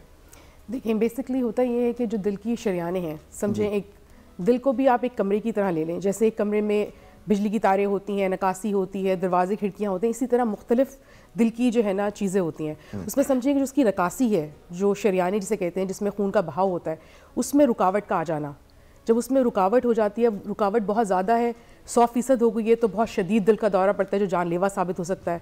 कुछ लोगों में वो रुकावट 70-80% होती है, जिसमें हम उनमें हल्का हल्का कोई दर्द महसूस करते हैं, कोई दबाव महसूस करते हैं, कोई खिंचाव महसूस करते हैं, ठीक है, कोई सांस का हल्का सा फूलना महसूस करते हैं। तो ये सब चीज़ें जिसे हम एंजाइना कहते हैं, ये दिल की निशानदेही कर रहा होता है कि यस, ये दिल का हमें मर्जा जो है ना वो है, हमें डॉक्टर की तरफ रजू करना चाहिए, ये दिल का अटैक की तरफ हमें निशानदेही कर रहा होता है। ओके, अच्छा, इससे पहले कि मैं डॉक्टर साहबा की तरफ जाऊँ, एक टेलीफोन कॉल है, let's see who this is online. अस्सलाम वालेकुम। वालेकुम सलाम जी, मैं सिद्दीक भट्टी सरगोदे से बोल रहा हूँ। जी, आपका नाम सर? मोहम्मद सिद्दीक भट्टी। मोहम्मद सिद्दीक भट्टी साहब, क्या कहना चाहते हैं? कोई सवाल है आपका? मैं कहता हूँ, मैं 1996 में बाईपास ऑपरेशन कराया था, फिर उसको 2021 में 2 स्टेंट डाले हैं। मुझे अभी जो है ना चक्कर आते हैं। अच्छा। और चक्कर आते हैं, तो साथ जो है ना ये शुगर की वजह से जो है ना लगा जाए, ये पाँव में दर्द रहता है। ओके ओके, दवाइयाँ को मैं ले रहा हूँ, रेगुलर ले रहा हूँ। आप रखिए, मैं डॉक्टर साहबा से पूछता हूँ। डॉक्टर साहबा, आपकी तरफ आता हूँ। डॉक्टर साहब, ये बताइएगा कि इन्होंने 1996 में उनका बाईपास हुआ था, 2 स्टंट इनके डाले हैं, इनको यूरिनेशन की शिकायत कुछ ज़्यादा हो गई, चक्कर आने लगे, क्या किया जाना चाहिए? 2021 में इनके स्टंट डालें दोबारा। इन्होंने अपने कार्डियोलॉजिस्ट को हर 6 महीने जाके रब्ता करना है, तो वहाँ पे इवैल्यूएशन होगी, वहाँ पे हिस्ट्री के बाद, फिज़िकल एग्जामिनेशन के बाद, वो जब इनका मुआयना करेंगे, ईसीजी करेंगे, ईसीजी में देखेंगे अगर कोई चेंजेस आए हैं, तो फिर उसके अकॉर्डिंगली डिसाइड करेंगे कि अगर एको होगा, या फिर उसके बाद स्ट्रेस टेस्ट का भी हम करते हैं, क्योंकि क्या स्टेंट्स में क्या होता है कि बाईपास भी बंद हो सकते हैं और स्टेंट्स भी बंद हो सकते हैं। खास करके वो पेशेंट्स जिनका blood pressure, cholesterol, diabetes control ना हो, तो उन स्टेंट्स में प्रॉब्लम आ सकती है, वो दोबारा बंद हो सकते हैं। तो मैं रेकमेंड करूंगी कि अपने कार्डियोलॉजिस्ट से कांटेक्ट करें, ईसीजी करवाएं, अगर एको की ज़रूरत होगी वो होगी, और फिर स्ट्रेस टेस्टिंग या रिपीट कैथ होगा। ऑलराइट, बहुत शुक्रिया। डॉक्टर साहब, आप बताइएगा, दिल का दौरा जो होता है यूजुअली वो किन चीज़ों की बुनियाद पे होता है? एंजाइना की तरफ हम कैसे जाते हैं? शरियानें बंद किस तरह से होती हैं? क्या उसमें खाने का दखल होता है, मतलब हम जो फूड खाते हैं, कंज्यूम करते हैं, उसका दखल होता है? स्ट्रेस का दखल होता है? या फिर हमारी लैक ऑफ एक्सरसाइज जो है उसका दखल होता है?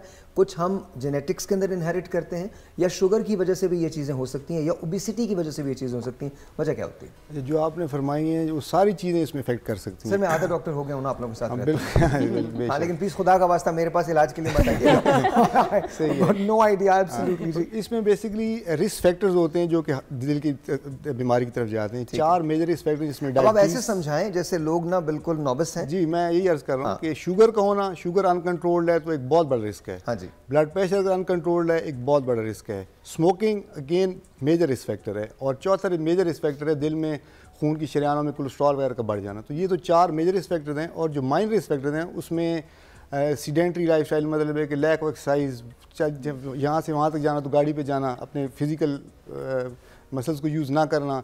सर ये गाड़ी वाली बात जो ना अब खत्म हो जाएगी इंशाल्लाह। पेट्रोल 2000 रुपए लीटर होगा ये इंशाल्लाह। फायदा होगा, साइकिल आ जाए तो ज़्यादा। हमारा जो सेडेंटरी लाइफस्टाइल है ना ये तो बिल्कुल चला जाएगा, इसकी आप फिक्र ना करें। हमसे ज़्यादा पैदल चलने वाली कौम कोई नहीं होगी। जी सर, होप सो। आप 2024 आने तो दें सर। जी हाँ, आ गया है वैसे। जी, इसके अलावा स्ट्रेस लेना और एक टाइप ए पर्सनैलिटी होती है जो बात बात स्ट्रेस सर ये भी नहीं होगा सर, हम बचेंगे नहीं स्ट्रेस लेने के लिए सर इंशाल्लाह। मतलब आप देखिए कि हमारे यहाँ जो मतलब पैसे हैं, बच्चों की स्कूल की फीस देख के आपका दिमाग उड़ जाता है, यू नो लाइट का बिल देख के आपकी धड़कन बंद होने लगती है। तो सर ये तो अब तो ये नई कॉजेज ये वाली होंगी। जी, तो ये सारे जो जितने भी फैक्टर हैं ये सारे मिल के फिर दिल के दौरे का बायस बने। इसलिए छोटी एज से भी आप दिल के दौरे रिस्क हैं, उसमें कुछ जेनेटिक फैक्टर्स भी हैं डेफिनेटली। यस, जेनेटिक फैक्टर्स भी हैं जो कि मौरूसियत में चलते हैं, वालिदैन से, वालिद से, वालिदा से, बहन भाइयों से ट्रांसमिट होते हैं। कईयों में बुनियादी तौर पे शरानी होती सुकड़ी होती हैं, तो उसमें ऑलरेडी फिर आसानी से वो उनको दिल का दौरा पड़ सकता है या दिल का अंजाना का अटैक हो सकता है। अच्छा, खाना मरियम क्या होता है? हम लोग खाना मतलब मज़े से खा लेते हैं, कुछ भी खा लेते हैं। अच्छा, चूँकि हमें सिखाया यही गया है कि जो मिले खा जाओ, सामने आए तो खा लो, छुप के खा लो, फिर किसी को बताओ ना, फिर किसी और का खा लो, फिर इतना खाओ कि कुछ पता ना चले, फिर जब बहुत खा लो तो बाहर जाके खाने लगो, फिर अपना खाया हुआ बाहर। मेरा आप I am sorry, I am talking about food. तो फूड के बारे में बताएं। एक्चुअली हमारी जो भी लाइफस्टाइल है इसमें फ़ूड का बहुत इंपॉर्टेंट रोल है, क्योंकि हम जल्दी खाने पे रहे हैं, मेडिसिन पे तो नहीं चल रहे हैं। तो इसमें ये होता है कि जैसे सर ने बताया कि शुगर है, ओबेसिटी है, सेडेंटरी लाइफस्टाइल है, ये सब मैटर करते हैं इसमें। अब आप अगर ले रहे हैं कोई घी में तले हुए पराठे खा रहे हैं, नान खा रहे हैं, एक नान जो है हमारी यहाँ पे उसकी कैलोरीज जो हैं 4 रोटियों के बराबर होती हैं एक नान की। जी, और वो जो है हम आराम से 2 नान खा जाते हैं सिर्फ पाई के साथ। ये जो सब चीज़ें होती हैं ना, ये हमारे कोलेस्ट्रॉल को इंक्रीज़ करती हैं, ट्राइग्लिसराइड्स को इंक्रीज़ करती हैं। जब ये इंक्रीज़ करती हैं तो ऑब्वियसली हमारी जो हार्ट की आर्टरीज होती हैं। क्या नान या पराठे हफ्ते में एक दिन खाना ठीक है? हाँ, चीट डे पे आप दे सकते हैं, चीट मील में। नहीं तो व्हाट इज, मुझे ये समझ में नहीं आता ना, अगर चीट डे हम ये कहते हैं कि चीट डे है तो आम आदमी फिर खाए क्या? आप बहुत कुछ खा सकते हैं, अल्लाह ताला ने बहुत सारी ऐसी ग़िज़ाएं बनाई हैं जो आप खा सकते हैं। जैसे हार्ट पेशेंट के लिए तो बहुत ज़्यादा इंपॉर्टेंट है कि वो बैलेंस डाइट पे चले। अभी हम हार्ट पेशेंट की बात नहीं करें, अभी आप हार्ट पेशेंट बने नहीं हैं।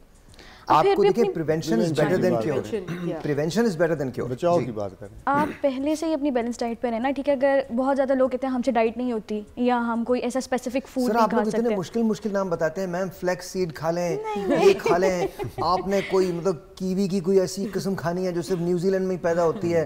वो आम लोग जो बेचारे अंडे, टमाटर, मछली, सब्जी खाने वाले लोग हैं। मैं आपको छोटी सी एक मिसाल देता हूँ। मैं उस दिन एक स्टोर गया, मैं नाम नहीं लूँगा, 11,200 रुपए की मछली थी, सैल्मन।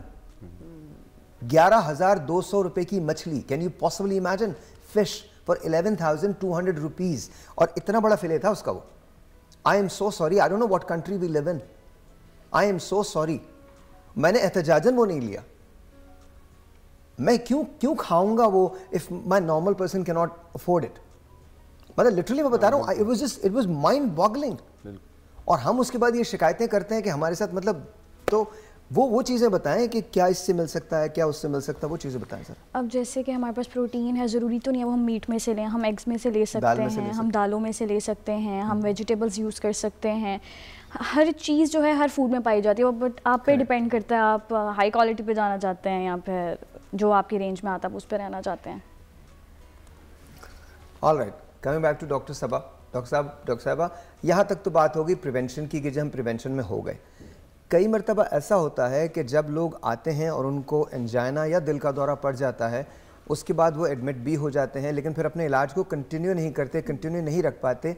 इसकी वजूहात क्या हैं? या फिर वो किसी दूसरे ऑल्टरनेटिव मीन्स पे चले जाते हैं, हिकमत की जो कि बुरा नहीं है, हिकमत की तरफ चले जाते हैं, या फिर झाड़ फूँक लगवाने वालों के पास चले जाते हैं, जो कि अगैन मैं किसी के अकायद को चैलेंज नहीं कर रहा, लेकिन पैसा ना होने की वजह से शायद डॉक्टर्स की तरफ उनका जो रुझान है वो कम होता है। इवन तो कि गवर्नमेंट के बहुत सारे इदारे ऐसे हैं जो सपोर्ट भी करते हैं, लेकिन इसके बावजूद एक बहुत बड़ी तादाद है जो अस्पताल तक नहीं पहुंच पाती। उनके लिए क्या कहेंगी?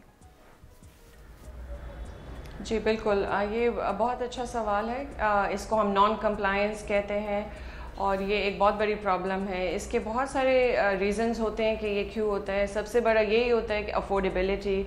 अक्सर हम ऐसी दवाइयाँ लिख देते हैं बगैर पेशेंट को पूछे कि आप अफोर्ड कर पाएंगे या नहीं।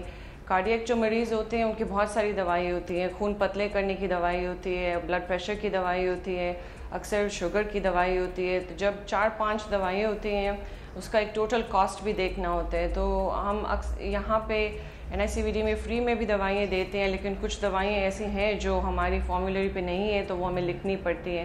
तो आप ज़रूर पूछा करें जब प्रिस्क्राइब करते हैं कि पेशेंट अफोर्ड कर पाएगा या नहीं। दूसरा ये है, जैसे आपने पूछा कि कुछ पेशेंट्स हैं वो शायद एक मिसकंसेप्शन होती है कि ब्लड प्रेशर की दवाई 1 साल खा ली अब छोड़ देते हैं, तो वो खुद ही छोड़ देते हैं। वो कहते हैं अब हम सही हो गए हैं। तो ऐसे बिल्कुल भी दवाइयाँ छोड़नी नहीं चाहिए डॉक्टर को पूछे बगैर, क्योंकि ये ज़्यादातर ये कंडीशंस क्रॉनिक होती हैं, मतलब ऐसी होती हैं कि ये लाइफ टाइम दवाइयाँ खानी पड़ती हैं। शुगर की, हाई ब्लड प्रेशर वगैरह की, कोलेस्ट्रॉल की ऊपर नीचे फिर भी हो जाती है, लेकिन हाइपरटेंशन, ब्लड प्रेशर ये ऐसी बीमारी है कि लाइफ लॉन्ग आपको दवाइयाँ लेनी होती हैं।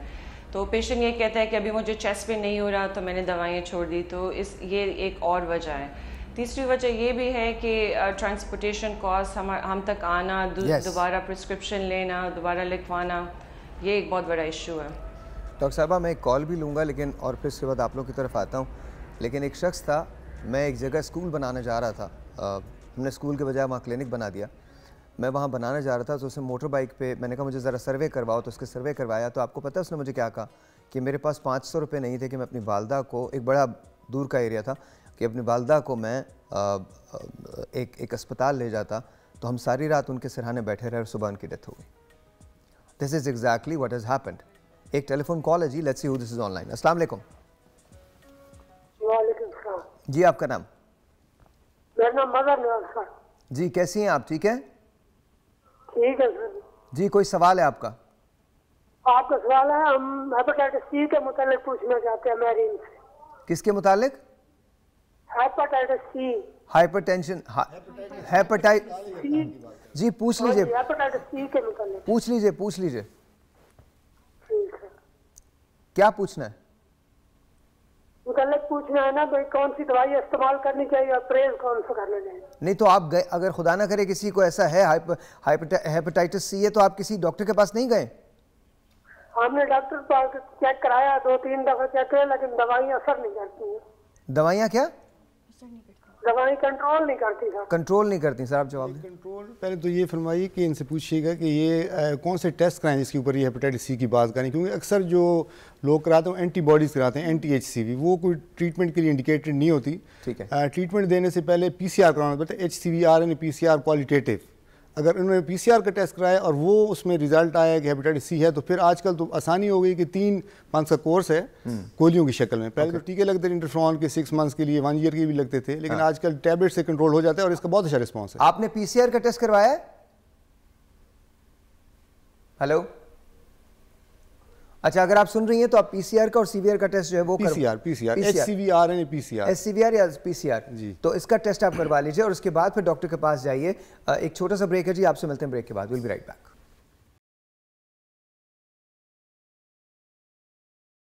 Faisal, I love you man, if you are watching this I love you, thank you so much, बहुत बहुत शुक्रिया। May God bless you always. Alright जी, सो कमिंग बैक टू, हम बातें जो कर रहे थे कि किस तरह से होता है, प्रिवेंशन किस तरह से होनी चाहिए, क्योर किस तरह से।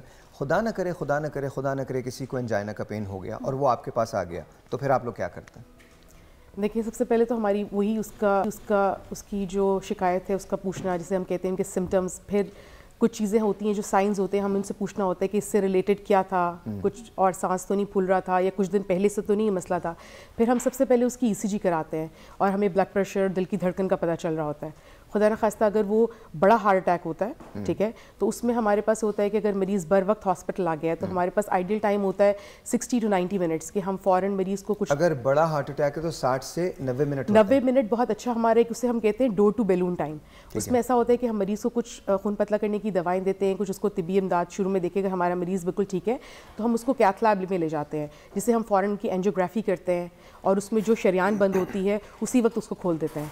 उसका सक्सेसफुल रेट 98% है। 98% जी, और उसमें ऐसा होता है कि अब याद रखिए, एक मुझे थोड़ी सी एक बात प्लग करने दीजिए, ये अब याद रखिए, हर पेन एंजाइना नहीं होता, लेकिन किसी भी पेन को इग्नोर नहीं करना चाहिए। याद रखिएगा, हर पेन एंजाइना नहीं है, गैस्ट्रिक की वजह से भी बहुत कुछ हो सकता है, लेकिन किसी भी अनयूजुअल पेन को आपने इग्नोर नहीं करना है और जाना है। डॉक्टर्स के पास एक विंडो होती है जो इन्होंने बताया अभी 60 to 90 मिनट्स की विंडो होती है। अगर आप बर वक्त अस्पताल पे पहुंच जाएं तो 98% चांस होते हैं कि आप बच जाएंगे। जी, और उसमें हमारे इतने मरीज़ होते हैं जो बिल्कुल उनकी खुलती है शरियान और बिल्कुल खून का बहाव जो है वो हार्ट तक अच्छे से पहुँच जाता है और हार्ट को कोई डैमेज भी नहीं होता। ठीक है, एक दिन हमारे पास रहते हैं और बिल्कुल सही कंडीशन में, लेकिन फिर वही चीज़ है कि हमें फिर उनको बताना होता है क्या उनको एहतियाती तदाबीर करनी है सबसे पहले, क्योंकि एक समझिए कि हमने धात की कोई चीज़ उनके उसमें शरियान में डाली है, उसके लिए हमें खून को पतला करना बहुत ज़रूरी है। ठीक है, उसकी दवा उन्हें ज़रूर लेनी है, उसके लिए हमें उनको बताना पड़ता है। अस्पताल में ये फ्री होता है या इसके पैसे लगते हैं? गवर्नमेंट में ये फ्री होता है। गवर्नमेंट में, लेकिन प्राइवेट हॉस्पिटल्स में पैसे लगते हैं? फ्री होता है। उसमें ऐसा है कि जो सेहत कार्ड गवर्नमेंट ने कर दिया है कि जो हमारे पास 60 and 40%, 60% गवर्नमेंट देती है, 40% जो है वो पेशेंट को पे करना पड़ता है। और अगर पेशेंट के पास वो 40% उस वक्त ना हो तो फिर उस वक्त नहीं होता तो फिर हम लोग उनको, ऐसा नहीं है कि मरीज़ अगर खुदा ना खासा जान हमारे लिए बचाना बहुत ज़रूरी है। मैं जिस अस्पताल में काम करती हूँ वहाँ पे हमारा एक लोगो है कि हमने कभी मरीज़ को जब हार्ट अटैक के साथ आते हैं तो हम कभी रेफ़र नहीं करते, इस वजह से कि जी उसके पास पैसे नहीं है। अल्हम्दुलिल्लाह, अल्हम्दुलिल्लाह, ये होना चाहिए। मैंने लोगों को रेफ़र करते हुए देखा, इसलिए मैंने ये सवाल किया था। अस्सलाम वालेकुम जी, you're on the air। वालेकुम अस्सलाम सर, मैं मोहम्मद अहमद बात कर रहा हूँ। जी अहमद बोलिए। सर एक्चुअली मैं पूछना चाह रहा था, मैं क्योंकि आप लोगों का जो टॉपिक है वो हार्ट से रिलेटेड है जी, लेकिन मेरा जो इशू है वो सर के दर्द का है। मैंने डॉक्टर्स को भी चेक करवाया है काफी जगह पे, और कोई माइग्रेन बताता है, कोई क्या बताता है। तो एक्चुअली मेरे सर में जब दर्द होता है ना तो मुझे चक्कर आते हैं, वॉमिटिंग फील होती है, और 1-2 सेकंड के लिए या 5 से 10 सेकंड कर लें कि मैं ऐसी फील होता है जैसे मैं बेहोश हो चुका हूँ। और उसके बाद जो है फिर मुझे थोड़ी देर के बाद होश आता है और फिर वही नॉर्मल हो जाता है। एक ये इशू होता है, और एक मेरे जो राइट वाली लेग है उसमें एक सर्टेन पॉइंट के ऊपर ना एक जैसे कोई वेन है और वो ब्लॉक होती है और उसमें एक चुभन वाला पेन होता है मुझे। तो सर इसका मैंने काफी डॉक्टर्स को भी चेक करवा लिया, MRI भी करवाई थी, लेकिन कोई पता नहीं चलता। वो जो सर का दर्द है वो डॉक्टर, ये मुझे तकरीबन 10 साल से ज्यादा हो गया सर का दर्द। उम्र क्या है तुम्हारी? कहते हैं कि तुम्हारी उम्र क्या है? मेरी 28 ईयर्स एज है। 28, और 10 साल पहले ये हुआ था शुरू? हाँ जी, 10 साल पहले हुआ था। ओके, ठीक है। मैं डॉक्टर साहब से पूछता हूँ, तुम लाइन पर आओ। जी डॉक्टर साहब। अच्छा, ये पहले थोड़ी हिस्ट्री ले लेते हैं इनसे कि ये अपने बारे में बताए। तो 28 साल इनकी उम्र है, लेकिन ये फरमाए कि ये स्मोकिंग तो नहीं करते? स्मोकिंग करते हैं? स्मोकिंग करते हैं आप? सिगरेट नोशी करते हैं? जी सर। सिगरेट पीते हैं? सिगरेट नहीं, नॉट एट ऑल। अच्छा, शुगर ब्लड प्रेशर की शिकायत तो नहीं है आपको? नहीं सर, नथिंग। अच्छा, सर इनका केस कुछ और है, दिल्ली का मामला है लेकिन केस और है। मैं लिख के दे रहा हूँ। मतलब उसमें तो देखना पड़ेगा। बाकी नहीं, आप नहीं देखें, ये नहीं देख रहे तो फिर आप क्या देखेंगे? किस्सा दिल का है लेकिन जरा और तरह का। जी। हाँ। और वेट आपका कितना है? वजन कितना है? वजन ज्यादा तो नहीं है? सर मेरा वेट है 65। नहीं सर, इतना वेट नहीं है। वेट तो इनका ठीक ही है। अच्छा, उसमें जी रात को नींद आती है तुम्हें? सच बताना।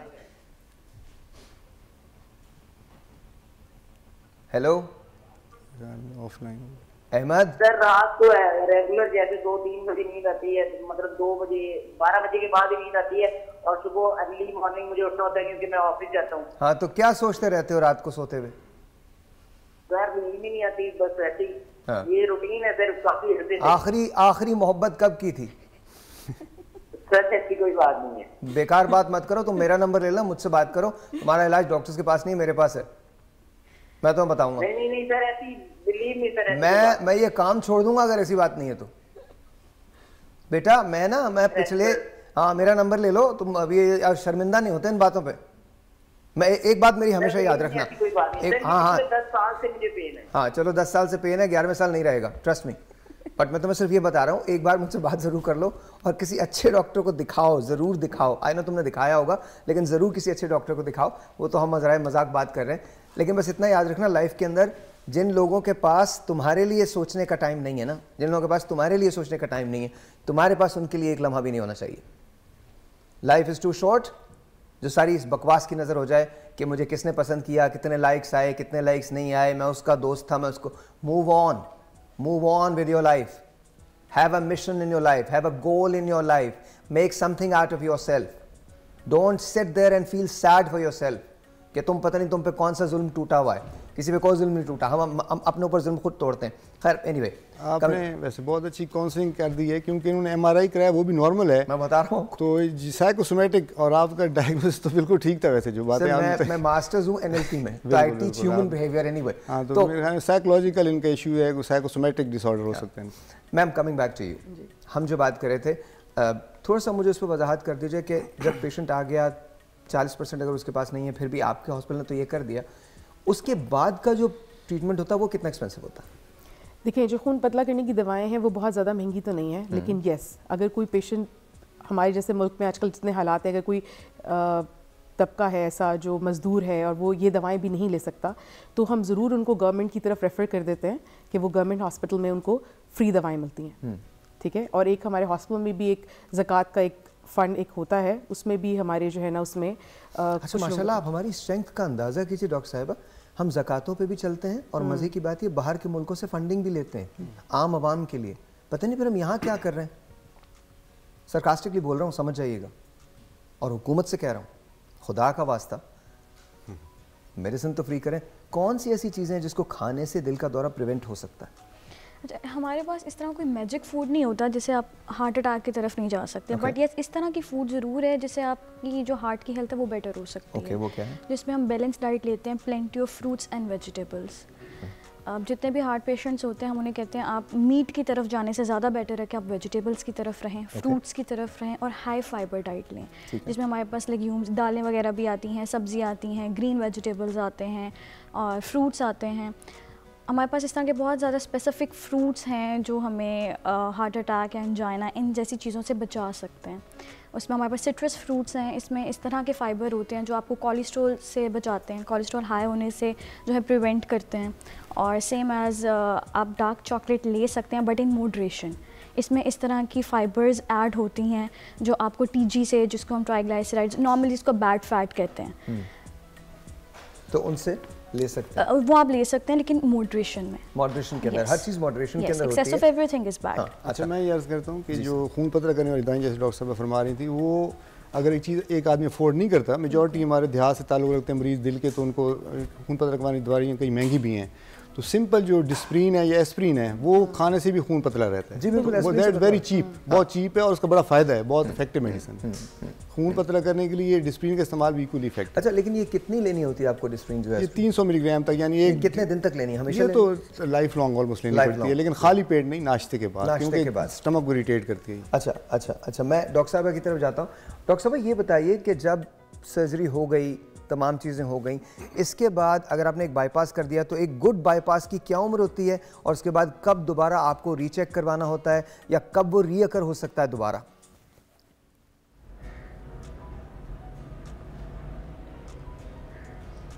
डॉक्टर साहबा, आवाज़ आ रही है आपको डॉक्टर साहबा?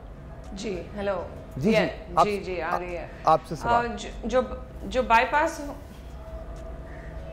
जो बाईपास होता है उसकी ऐसी सच कोई उम्र नहीं होती, लेकिन ये होता है कि 5 साल एक ऐसा टाइम होता है जिसके बाद हम थोड़े कंसर्न हो जाते हैं कि जो हम लोग वेन ग्राफ्ट्स लेते हैं टांगों से और फिर उनको बाईपास के लिए यूज़ करते हैं, तो उनमें कभी कभार ब्लॉकेजेस आने शुरू हो जाती हैं। लेकिन जो ब्लॉकेजेस होती हैं वो as early as a week after surgery to 10 से 20 years भी हम देखते हैं कि लास्ट करते हैं। तो हर एक पेशेंट का अलग होगा, इसलिए हम कहते हैं कि पेशेंट को हर साल आके अपने कार्डियोलॉजिस्ट से रब्ता करना चाहिए, चेकअप करवाना चाहिए, ECG करवानी चाहिए एटलीस्ट वंस अ ईयर। अगर कोई चेंज आता है क्लिनिकल स्टेटस में, मतलब कोई नए सिम्टम्स हों, जैसे बहुत ज़्यादा शॉर्टनेस ऑफ ब्रेथ, पहले 1 माइल चल सकते थे, अब उससे भी कम चल सकते हैं, या पहले 3 फ्लाइट्स ऑफ स्टेयर्स कर सकते थे, अब सिर्फ 1 फ्लाइट ऑफ स्टेयर्स कर सकते हैं, या फिर चेस्ट पेन दोबारा वापस आ गया है, या और कोई अलार्मिंग सिस्टम जैसे बेहोशी और उसकी कोई एक्सप्लेनेशन ना हो, तो ये सब वो साइंस और सिम्टम्स हैं जिसके बेसिस पे दोबारा पूरा वर्कअप होगा कि बाईपास ग्राफ्ट्स ओपन है या नहीं, अगर स्टेंट्स लगे हुए हैं वो ओपन है या नहीं। तो ऐसा कोई टाइम नहीं है। I would say once a year see your cardiologist and after 5 years definitely. अच्छा डॉक्टर साहब, मैं बाकियों से भी पूछूंगा लेकिन आपसे ही शुरू कर रहा हूँ। मुझे बताइए एक्सरसाइज कितनी ज़रूरी है पेशेंट्स के लिए और नॉन पेशेंट्स के लिए? Hold on to that thought, अभी उसको रुकिएगा ज़रा, एक टेलीफोन कॉल ले लूँ, फिर इसके बाद आपकी तरफ इसी सवाल से आऊँगा। अस्सलाम वालेकुम जी। वालेकुम सलाम जी, आपका नाम सर? हेलो, मैं जी सर। अच्छा, मेरी हेलो हेलो जी, अस्सलाम वालेकुम। वालेकुम सलाम जी सर। जी, मेरा सवाल डॉक्टर साहब से ये है कि आजकल जो नया सर्वे है उसके मुताबिक जो है ब्लड प्रेशर कितना होना चाहिए, और दूसरा ये है कि 10 टाइम में चेक करने का कौन सा ब्लड प्रेशर। क्या कह रहे हैं? ब्लड प्रेशर कितना होना चाहिए और आजकल जो नया सर्वे है ब्लड प्रेशर कितना होना चाहिए, हाई और लो, और जिससे मेडिसिन लेनी चाहिए, और 10 टाइम कौन सा है सर्वे चेक ब्लड प्रेशर चेक करने का। अच्छा जी, और बेहतरीन टाइम कौन सा और कितना होना चाहिए? अच्छा, ब्लड प्रेशर जो स्टैंडर्डाइज्ड है वो 140/90 से कम होना चाहिए। 140/90 है तो आप ज़रा अलर्ट हो जाएं, और फिर और चीज़ों को देख के अगर मेडिसिन स्टार्ट भी की जा सकती है इसके ऊपर। और ये मेडिसिन जो होती है ब्लड प्रेशर के, मरीज़ को चेक किए बगैर कभी स्टार्ट नहीं करनी चाहिए। और ये बेस्ट टाइम कब है? अच्छा, best time blood pressure check करेंगे तो मॉर्निंग में भी कर सकते हैं, किसी टाइम में भी कर सकते हैं, लेकिन अगर एक ब्लड प्रेशर का मरीज़ है तो उसे कहें कि मुख्तलिफ टाइम पे रोज़ाना एक दफ़ा चेक करें, यानी एक दिन सुबह चेक करें, एक दिन दोपहर के खाने से पहले चेक करें, फिर दोपहर और शाम के दरमियान चेक करें। ये एक दिन में एक मरतबा चेक करना है, और रात को फिर किसी टाइम पे चेक कर ले, तो उस तरह डायरनल वेरिएशन का पता चल जाता है किस टाइम ब्लड प्रेशर कितना है। और याद रखिए कि अगर आप कोई बिल है, बच्चों की स्कूल की फ़ीस है, मकान का किराया है, तो प्लीज़ उस वक्त ब्लड प्रेशर चेक ना करें। बेहतर आपकी मतलब बड़े मसाइल हो सकते हैं। उस वक्त चेक करें जब आपको जहन के अंदर कोई ऐसी बात ना हो। मुझे ब्रेक लेनी है इस वक्त, थोड़ा सा ब्रेक है जी। ब्रेक के बाद हम कंटिन्यू करते हैं। एक्सरसाइज के बारे में बात करेंगे, एक्सरसाइज कितनी इंपॉर्टेंट है, खानों के बारे में बात करेंगे, खाना कितना इंपॉर्टेंट है, स्ट्रेस कितना इंपॉर्टेंट है, और क्या डायबिटीज़ की वजह से हो सकता है ये सब, ब्रेक के बाद। अल्लाह करम करे, बस कोई अच्छा आदमी आ जाए तो दुआई कर सकते हैं हमारे, तो यही है, और तो कुछ नहीं कर सकते। बस अल्लाह ताला बेहतरी करे हमारे मुल्क के लिए, जो भी आए अल्लाह ताला कोई नेक आदमी लाए इस मुल्क के लिए। क्या तब्दीलियाँ होनी चाहिए? यही है कि इंसान जो है ना वो अल्लाह ताला की तरफ रुजू करे, अपने अमाल को दुरुस्त करे, तो निज़ाम खुद ही ठीक हो जाएगा। अल्लाह ताला खैरियत से आने वाला साल, ये कि महंगाई का दौर है, आपको पता ही है। अल्लाह पे तो उम्मीद यही है कि इंशाल्लाह बेहतर होगा मुल्क के लिए भी। आगे देखें, अल्लाह बेहतर करता है। हम अपने अमाल ठीक करेंगे तो इंशाल्लाह हालात भी ठीक हो जाएंगे।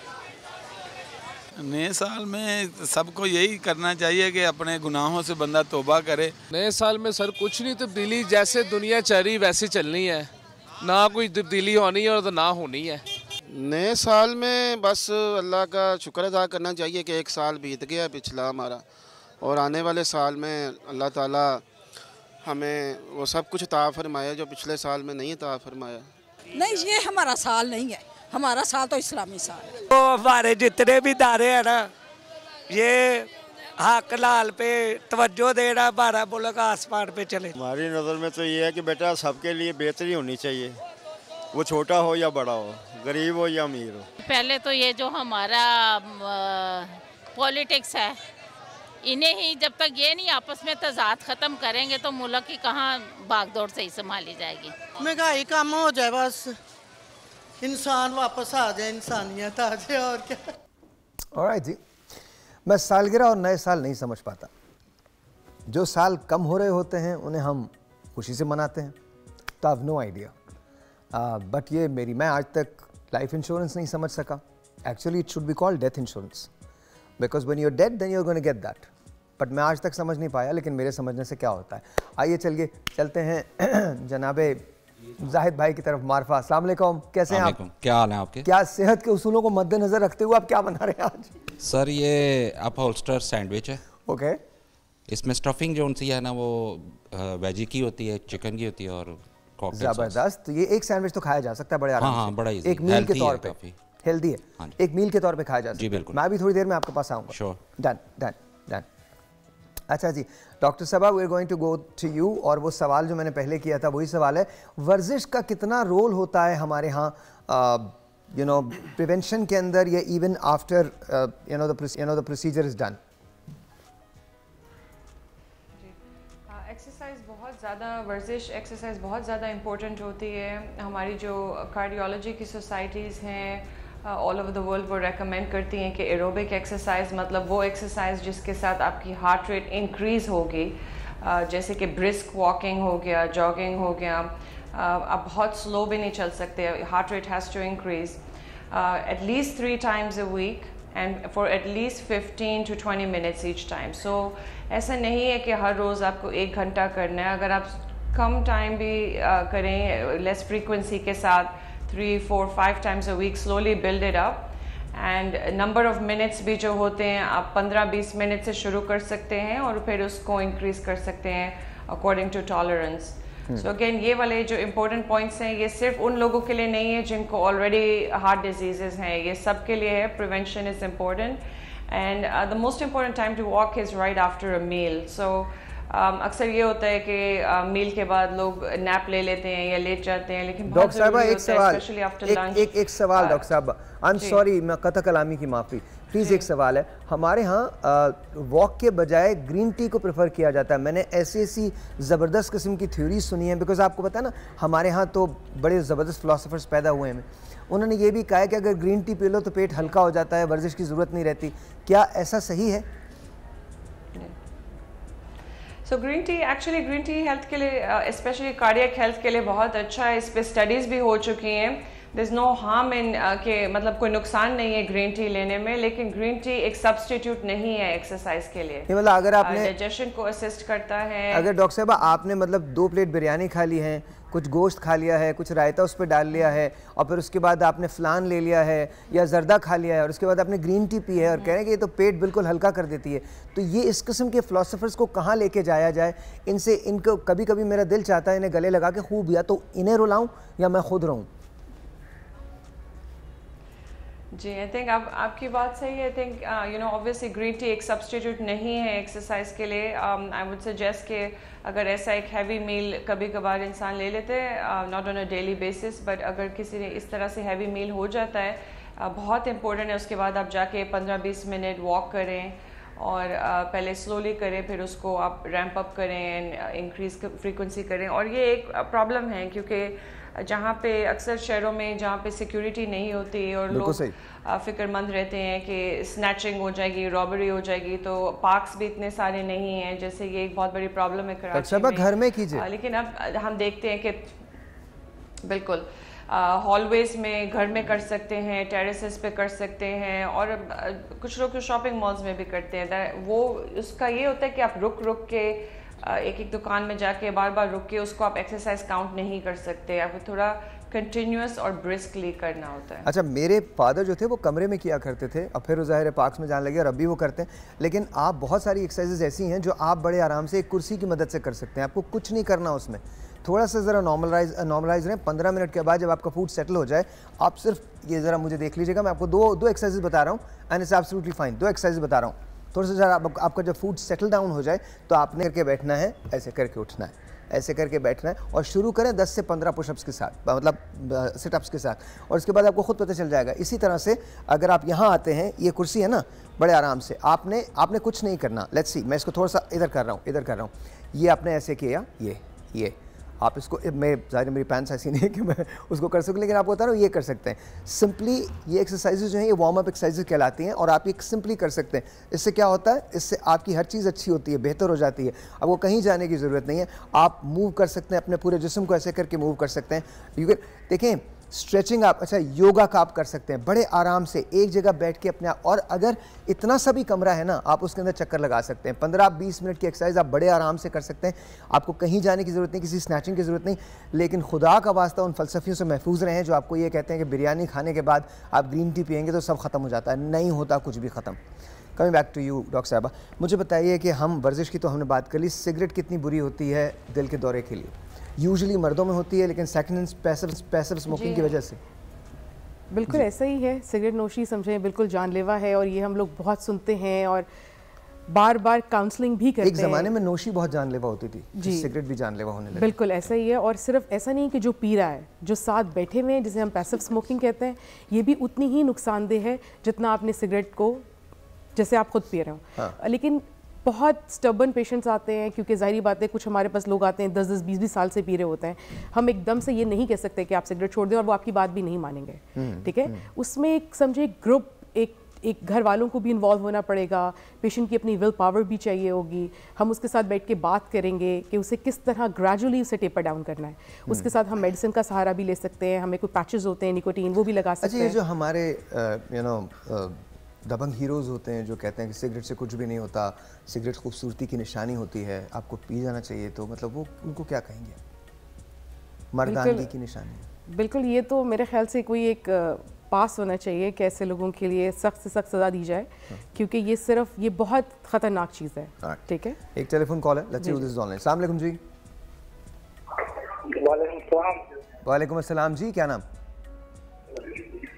मेरा नाम फारूक है। मैंने डॉक्टर साहब से पूछना था कि ये जो मेरा दिल है ना, दिल एकदम से सख्त हो जाता है, वजनी हो जाती है, बिल्कुल सांस लेने में प्रॉब्लम हो जाती है, इसकी क्या वजह है? सख्त हो जाता है?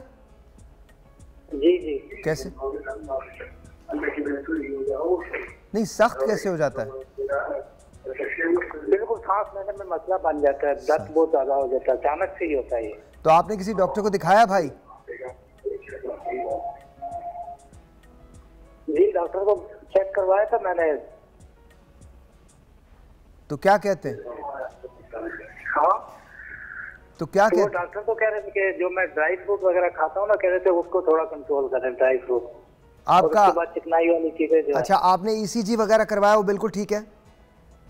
ईसीजी वगैरह मेरा बिल्कुल ठीक है, और कभी कभार ईसीजी में मसला आ जाता है। और कभी कभार मसला आ जाता है? ये तो पॉसिबल नहीं है।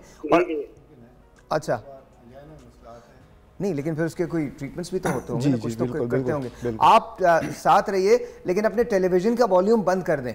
डॉक्टर साहब, आप बात कीजिए। जैसे जिस समय फरमा रहे हैं ना कि मुझे तो उनकी जो बात पहली तो बात समझ में नहीं है, अभी अब जिस समय कह रहे हैं कि ज़रा बोझ सा महसूस होता है, तो this could be because of acid reflux भी होता है, जो तेज़ाबियत जैसे मैदे का तेज़ाब खुराक वाली नाली में जाए तो सिम्टम उसके मिलते जुलते हैं हार्ट से। ओके, तो जैसे ईसीजी करवा लें, अगर वो ठीक है तो ये अपने कहते हैं कभी कभी मसला आता है उसमें। अब ये जो है ईसीजी के कभी कभी मसला तो अनजाना हो सकता है फिर, क्योंकि ये तो मतलब मुझे तो अजीब हैरत हो रही है, कहाँ किन डॉक्टर्स को दिखा रहे हैं जी। तो ज़ाहिर बात है किसी डॉक्टर ने उसको पॉइंट आउट किया होगा कि इनको जो बताया, किसी डॉक्टर ने कहा होगा कभी कभी मसला आ रहा है, तो ये ईसीजी या तो शो करा दें तो पता चल जाएगा। अगर कभी कभी ईसीजी में मसला है तो फिर क्या करें? अनजाना की शिकायत अक्सर होती है, अनजाना, क्योंकि दिल के दौरे में रख लें वो जी, जुबान नीचे गोली रख लें, खून पतला करने वाली दवाइयाँ लें, अपना ब्लड प्रेशर, शुगर, कोलेस्ट्रॉल वगैरह चेक कराएं जो रिस्क फैक्टर्स हैं। चलें, बहुत बहुत शुक्रिया। ब्रेक लेते हैं, मिलते हैं ब्रेक के बाद। ऑलराइट जी, once again welcome back. Sir तैयार हो गया है? अपहोल्स्टर सैंडविच तैयार हो गया है, बताइए सर क्या है ये? सर ये ब्रेड और ब्रेड क्रम्स लगा के पहले इसको फ्राई कर लेते हैं, वेरी नाइस, बाउंड करके 2 पीसेस, लुक्स वेरी गुड। और उसके बाद फिर इसमें वेजीज और चिकन थोड़ा सा डाल लें, आप उबले हुए अंडे भी डाल सकते हैं। और सूट ये तैयार हो गया? हाँ जी सर, बहुत बहुत शुक्रिया, thank you so very much. आप हमारी वेबसाइट पे जाके इसको देख भी सकते हैं, इसकी रेसिपी भी ले सकते हैं, ट्विटर इंस्टा पे हमें फॉलो भी कर सकते हैं। बहुत बहुत शुक्रिया। चारों से मेरी रिक्वेस्ट है, कुल नहीं होगा तो will start with doctor Saba. 10 seconds. Doctor Saba, कोई टिप दे सकती हैं? Tip regarding is what specifically? Yeah, specifically, heart को कैसे prevent किया जाए? Yeah, definitely. Okay, so most importantly, अपने blood pressure को control रखें, sugar को control रखें, exercise करें और no smoking. Thank you जी, बहुत बहुत शुक्रिया। डॉक्टर साहबा जी, जैसे ये डॉक्टर साहबा ने बताया, ये सारी चीज़ें हमें कंट्रोल करनी है, स्पेशली स्ट्रेस को। ठीक है, जैसे डॉक्टर साहब ने भी जिक्र किया था कि जो टाइप ए पर्सनालिटी है, हर चीज़ की फ़िक्र करना और बार बार सोचना, ये आपको इससे गुरेज करना चाहिए। और जैसे स्ट्रेस फरमा रही हैं तो उसमें मेरे ख्याल में हर एक को हमें चाहिए दिन में एक टाइम ऐसा करें, किसी से नेकी करें, किसी से भलाई करें, आई एग्री, और उससे हमको जो खुशी मिलेगी ना, वो आप ब्लेसिंग होगी, और उससे ब्लड प्रेशर, शुगर सारा बेहतर हो सकता है। थैंक यू जी। जिस तरह से इन्होंने बताया कि हमें स्ट्रेस फ्री लाइफ गुजारनी है और अपनी शुगर और डायबिटीज़ और हाइपरटेंशन में नज़र रखनी है, इसके साथ साथ अगर आप आंखें बंद करके खा रहे हैं, जो भी नज़र आ रहा है वो खाई जा रहे हैं, उसको जो आप बैलेंस डाइट की तरफ लेके जाएँ, थोड़ा सा इस तरफ लेके जाएँ कि अपना ही पेट है, खुद ही खाना है, किराए पे नहीं लिया हुआ। True true true. I say thank you to all of you. ये तो बहुत बड़ा वास्ट टॉपिक है, अगली दफ़ा दोबारा आप लोगों को जहमत देंगे इसके आगे की हमने बात करें, क्योंकि अभी हमने मोटापे को छुआ ही नहीं है, ओबिसिटी को तो छुआ ही नहीं है। अभी तो हम इतनी चीज़ों के बारे में बात करते हैं, ओबिसिटी के बारे में बात नहीं की, तो एक दिन ओबिसिटी पे बात करेंगे और दिल के दौरे के साथ बात करेंगे और शुगर की बात करेंगे, तो ज़रूर तशरीफ़ लाइएगा। डॉक्टर साहब आपका बहुत शुक्रिया, डॉक्टर अतिया आपका बहुत शुक्रिया, डॉक्टर साहब आपका बहुत शुक्रिया, एंड ऑफ कोर्स आपका बहुत बहुत शुक्रिया। लईज़ अमन, जाते जाते 2024 आ गया है, फ़लस्तीन को याद रखिए। This is all what I am saying. मैंने पहले कहा था कि जहाँ इतना बहुत ज़्यादा जश्न मनाया गया है, वहाँ अगर उन्हीं तमाम जगहों पे फ़लस्तीन के बारे में फ़लस्तीन के बारे में, फ़लस्तीन की वो चीज़ें दिखाई जाती तो आज पूरी दुनिया का रंग दूसरा होता। We must stop Netanyahu and Israel to do whatever they are doing, it should be stopped. और हम सबको काम करना पड़ेगा। अब ये जंग मुसलमान, क्रिश्चियंस, सिख, हिंदू, किसी की जंग नहीं है। ये हमारी जंग है, ह्यूमैनिटी की जंग है। और ये जंग इसी तरह से अगर होती रही तो हम हार रहे होंगे। 2031 में आप देखिए कि जो इत्तलात हैं वो ये है कि 26,000 से 30,000 के करीब लोग शहीद हुए हैं। और ये वो हैं जिनका काउंट किया जा चुका है, जिनका काउंट नहीं हुआ है वो ज़ाहिर इससे कहीं ज़्यादा है। इसी तरह से कश्मीर के मुसलमानों के लिए दुआएं हैं, इसी तरह से फ़लस्तीन के और जहाँ जहाँ जो मुसलमान नहीं भी हैं उनके लिए भी दुआएं। तमाम लोगों को अल्लाह ताला अपनी रहमतों में रखे, तमाम लोगों को। हम बीइंग अ मुस्लिम, हम तमाम लोगों के लिए खैर मांगते हैं। हमारा मज़हब इस्लाम पीस का मज़हब है। आइए मिल के काम करते हैं, आइए पाकिस्तान को बेहतर बनाते हैं, आइए हाथ से हाथ मिला के अल्लाह ताला से ये दुआ करते हैं कि अल्लाह सबसे पहले हमें हमारे आमाल को सही करने की तौफीक अता फरमाए, तब जाके हमारे हालात बदलेंगे। जब तक हम खुद ठीक नहीं होंगे कुछ नहीं बदलेगा। 2024 आपको मुबारक हो। कल मिलेंगे, तब तक के लिए खुदा हाफ़िज़।